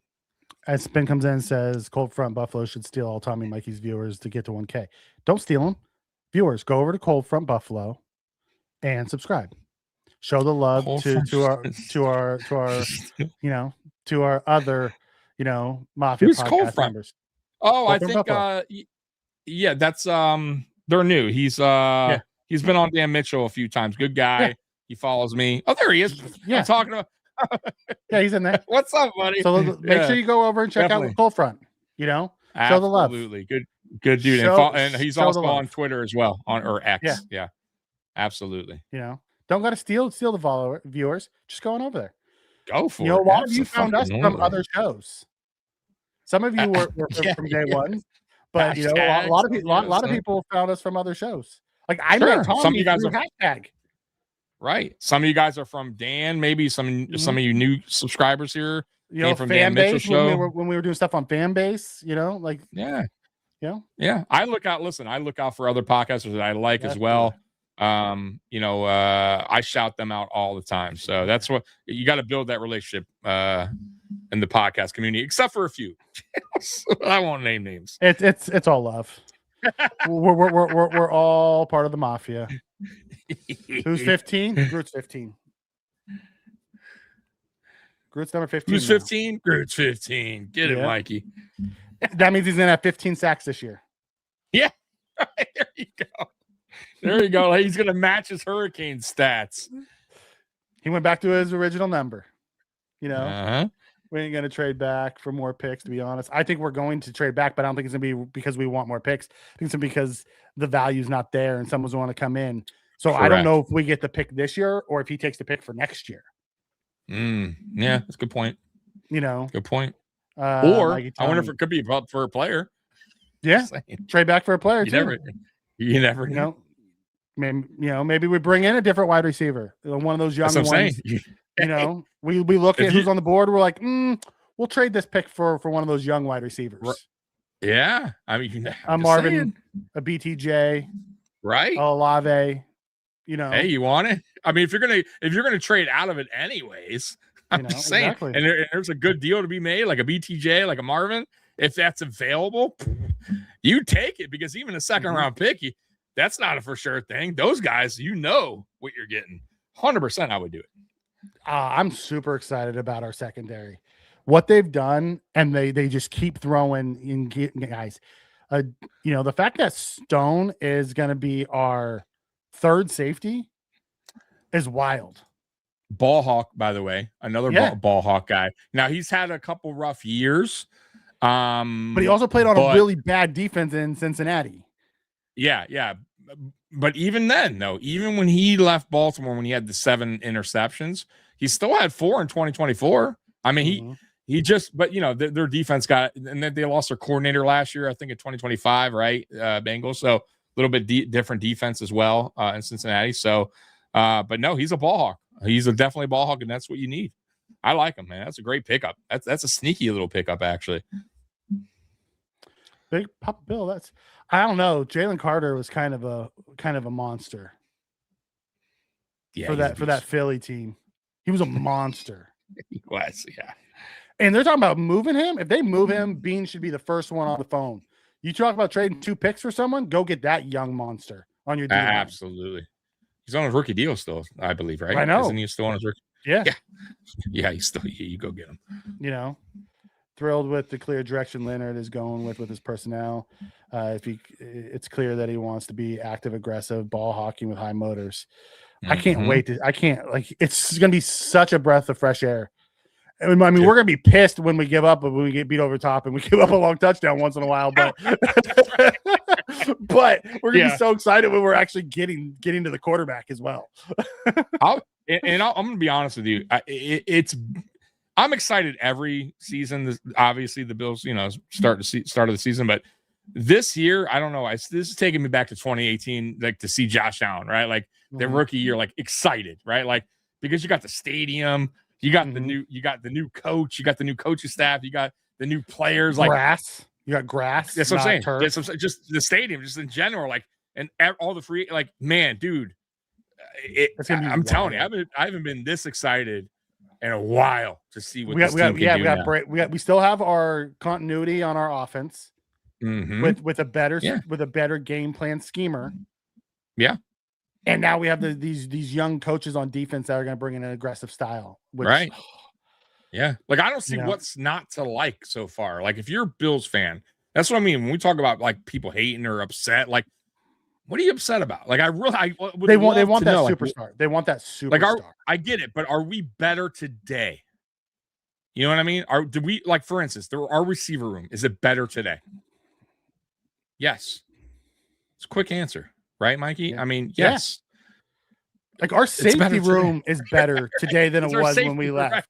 Right. Our edge guys are better. Yes. Our line is what it is. It's better because Ed's going to be back. Is our linebackers better? Maybe not. Right. Well, we'll see. You never know. But our offense is absolutely better with DJ Moore. Absolutely. I don't know if Edwards was that much of an upgrade over what Anderson could provide us. And who knows? Maybe we draft someone who we hit right away. True. That like you never know. Yeah, absolutely. Absolutely. So are we better with Palmer on the field than not on the field? Probably. Right. I don't see where we've gotten worse. I don't either. I really don't. We don't know what the special teams is. Like it sucks we lost Gilliam. I'll be perfectly honest. That one hurt. Yeah. Because he was so good. He was so good. He was. But I'm happy he got paid. Sure. Sucks we lost Cam Lewis because he was a special teams guy as well. Yeah. And he was depth everywhere. He was reliable. Yep. But we also went out and got other guys to replace them. So I'm not upset by it by any means. Yeah, and we're not done. You know what I'm saying? We're still not done, right? When me and Mike are going to do a recap of the offseason when everything's kind of complete, and then we'll really dial in and kind of give our grades. And then I think we're going to get even more excited about the upcoming season once everything's kind of filled out. Sure, reliable, but to be frank, but I think they know that and lock them up. That's the one thing. Now that you have DJ Moore. You have to be you can't double other guys, or what, you're gonna leave DJ Moore 1-on-1? Okay, right? Yeah, and Shakir's that dude yards after catch is also one of the best in the league. Yep. Oh God, I'm so ready. I'm so we're so far away from football season, from the actual season starting. It's a while. I'm so excited for what it can be. Yeah, I haven't been this excited about the season in a while. That's what I'm saying. It's been a long for me. It's been since kind of no. I'll take that back. I did say 2018, but when honestly, like where I would say 2021. I would say 2021 only because of following the 2020 season. I really felt like we were knocking on the window for a Super Bowl, and then the 13th. That just gutted me. It fucking killed me, dude. Like, it killed me. It killed me moving forward. I was still excited, but you know how the rest is history. Yep, and we picked up a third rounder who has done nothing for us too. That trade back didn't work. They picked the two wrong players. Carter's been hurt, and I'm not sure what we can expect from him moving forward. I don't see where he fits in this 3-4. I don't. And either. Coleman didn't work out as of now. You know? I mean, we'll see what happens, but it's not looking good. Carter, I still see. But I don't think Worley would have been better here. I don't think Worley would have been better. Not in that system. Leggett hasn't been good. No. Like the receivers, the only one that's actually really hit is McConkey. You're right, though. That receiving class did not pan out really great. You're right. McConkey's about the only one that's kind of like that was late. That wasn't Neighbors or BTJ or those guys. Right. You know? Yeah, I'm with you. Yeah. You know, it's wild. And even those guys have had second-year issues. I'm just saying, like, even they have kind of dipped down a little bit. It's not like that receiving class has not really, like, no one's wowing over it right now. Right? You know what I mean? Like, we'll see. Yeah, that Denver loss was tough. Oh, extreme. Like, extremely tough. Just disappointed. Like, we were careless with the ball, turned over the ball a bunch. We got the lead late. We needed one stop from our defense, and they couldn't get it again. Trying to make it happen. And that was honestly, for the most part, most of our losses came because we were careless with the ball. Defense couldn't make stops when needed. Like, typical way to lose a game the way we played this past season. So I think the most disappointing part was because the week before, our defense made the stop. Yeah. So we thought we had turned the corner. We thought we had turned the corner. You're right. The very end, they made an interception, sealed the game. We thought, okay, this year might be different than the next week happens. And nope. Nope. I mean, how do you not get a look? I get it. We should have scored a touchdown there at that final drive, right? We'd have probably sealed the deal there, but you still were up 4. Like, come on, McDermott. Like, how do you not stop that? DJ found us from a Jets cast. Oh, did you? Jesus. That's awesome. Okay. Cool. That's awesome. There you go. Yeah, absolutely, brother. You know, anytime, brother. Tommy loves the Bills podcast. Or just watches Christmas episodes showing all the love. That was a doozy. I was napping. Badass. I was napping. Pagula sucks as an owner. Boy. Tommy loves talking about his buddies. I'd rather pay for being aggressive than slowly. Yes, Cole. I'd much rather have, because you know what? If that quick cut happens, Josh gets the ball back. You know, I bet you we don't give up a bunch of 3rd and 18s this year. The craziest thing about that game, Mikey, for me, and I know we're talking about the past, but I think the craziest thing for us, as sloppy as we played for all the turnovers, we still had an opportunity to win the game. For a shitty 5 turnovers, and we still had a chance to win, and we still couldn't get it. Like, so disappointing. So disappointing. Yeah, as Vader says, yes, it is heated. It is heated. Grass. Yep. You know, they have like a whole system to get rid of the snow and no more fans having to come in and shovel and all that stuff. Pretty much, yeah. So the snow will still fall on the field, but the grass is heated, so it's gonna melt the snow away. And then they have the to get rid of the water and stuff. That's also going to help the grass, you know, when it rains, so it won't puddle up. You won't be ripping up the field because there's like a drainage system built in. Correct. Everyone was worried about the Pats. We're gonna pass us because of all their cap space. What have they really done? I've liked a couple of the moves the Pats made. I love Jerry's Bird. You know, I think that's a fantastic. Love Gilliam going there. They've made a couple smart plays. They haven't really gone over the top. You know, I like Romeo Dobbs. Yeah. You know, did you hear? I saw somewhere that Denver's the only team that hasn't signed a single free agent. Did you see that? Denver's fans are pissed. I mean, pissed. What the fuck is going I mean, not one. You know who else is pissed out here? You know, I keep telling you, listen to the radio. I hear the sports radio on the way to work. Lions Sports Radio is fuming on Brad because they want, because I guess Brad Holmes, their GM, just hasn't really gone all out or tried to get a traded Knuckles. He just, yeah, but I mean, like free agent, that he hasn't addressed the offensive line. Like they're really concerned out here. The defense, like I'm telling you, man, Lions fans out here are super concerned. Sports radio super concerned. They're just not happy with the direction. So it's funny when we, because when we talk about our team, we're not really paying attention too much to the Dolphins or this team or that team. But I'm gonna tell you right now, guys, they just living out here, listening to the sports radio out here, and them bitching and complaining and radio. I'm sure every fucking team goes through this. Like they all got the hating on the GM, the hating on this, the hating on that. Like, so it's just kind of funny, Mikey, to hear it on another team. You know what I mean? Besides ours. But it's crazy, man. Fans just don't. I'm telling you, certain fans they just can't get, like, they're not satisfied. They're never satisfied. Right? Doesn't matter. Yeah, they had a 3rd and 11 too, and they gave up that. Yeah. Spin, I'm with you. I'm excited about the extra time we get for OTAs and training camps because we have new coaching staff. We get to start earlier. Yeah. Yes, which is awesome. By the way, Tommy, get in there early. Yeah, we caught up. No way.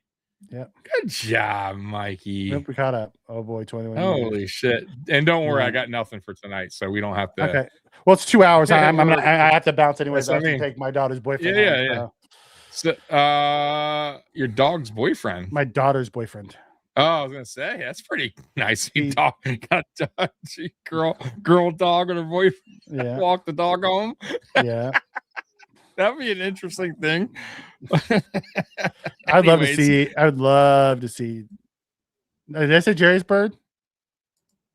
Did I say Jerry's bird? Jerry's. I don't know. Did you? I don't know. I might have. Mikey's out of his mind. Oh man! All right. Before we get out of here, yeah, I do got one thing to say, Mike. I don't know if I even told you I'm doing this. I think I did, but maybe you didn't read the. So I'm doing every Sunday at 1. I'm doing this thing called the Drought years from 2000 to 2017. So it's gonna be 17 weeks. It's the off season, guys, and there was not much really happening. I figured it'd be fun. It's a Sunday. I picked Sunday because Bills football will be on a Sunday anyways. There was this series. Kevin Maria. There was a series that this channel did on the Drought years. They did a great job. So I'm going to be kind of reacting to it with you guys. They have interviews. They show like interviews and highlights of that season. It's all interesting stuff. If you guys want to join me, it's every Sunday at 1. So starting this Sunday. So and 2000, here we go. So we're starting with the year 2000. But it's going to be fun. It's pretty cool to see all the stuff that happened, all the coaches that came and gone. And are all tension.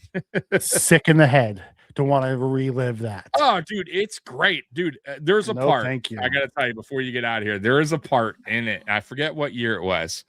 And it's it's so funny. It's Ralph Wilson and Tom Donahue going into Jet Stadium. I guess we were playing the Jets in MetLife Stadium. They're walking on the field, right? This is like pre-game, whatever, right before the game starting. And there's Jets fans like heckling them. They're like, boo, you fucking suck. And Tom Donahue and they have this up, they're videoing him. Tom Donahue and Ralph Wilson look back and Tom Donahue goes, yeah, you're a fucking tough guy, huh? Real tough guy. And Ralph Wilson's going, yeah, you old ass Ralph Wilson yelling at these Jets fans. Bro, I mean, we had the Titans old lady owner flipping off Mafia. It's so, yeah, but dude, I'm just saying, like, they have that fucking camera zoomed in on Tom Donahue. Yeah, one of these guys called them tough guys. Oh man, it's so funny, dude. Trying to force depression into his mind, going down that rabbit hole. Guys, it's so interesting. Like honestly, it's so interesting. Some things I totally forgot, Mikey, about. Like, it's wild. But it's listen. It's more power to you, brother. I give it to you. I mean, we have a lot of time to fill this off season. It's what I'm saying. It's a Sunday. It's a Sunday. I'm doing them on a Sunday at 1. We have so it's going to be 17 weeks, guys. I'm going to do this. So if you don't, like I said, it's not for everybody, but I think some people might get a worst case scenario, you get to come hang out with Tommy. Yeah, worst case. That's all we're going to do. We're going to shoot the shit and talk Buffalo Bills football, man. And you know what, too? I got to say real quick before we get out of here, too. Mm-hmm. There's a lot of young fans that didn't really live through the drought years, that didn't understand what really went on. And this is a great way to understand how we got to where we're at now. Thank God, compared to where we're at in 2017. Yeah, I saw that the Titans changed the uniforms. They did. I like it. I used to love that color. I have no problem with that baby blue Oiler color. All right. I gotta get out of here, brother. Yeah. So, guys, we appreciate you guys rocking with us as always, man. Mikey made a surprise appearance tonight. Appreciate you, Mikey, for helping out tonight. And I will see you guys Sunday at 1 p.m. We're starting with the year 2000 drought years. And any last words, Mikey? Yeah, I'll see you guys Monday night and go Bills. Monday night, that's right. Me and Mikey return Monday night Uncensored at 10 p.m. So we'll see you there as well. Bills Mafia, we love you. And as always, go Bills. We're out of here. Peace. Go Bills. There it is. Oh, final results of the poll real quick before we get out of here. So how did you not do that? Yeah. So it was 39% was the leader, and that was yes. So that wound up winning at 39%.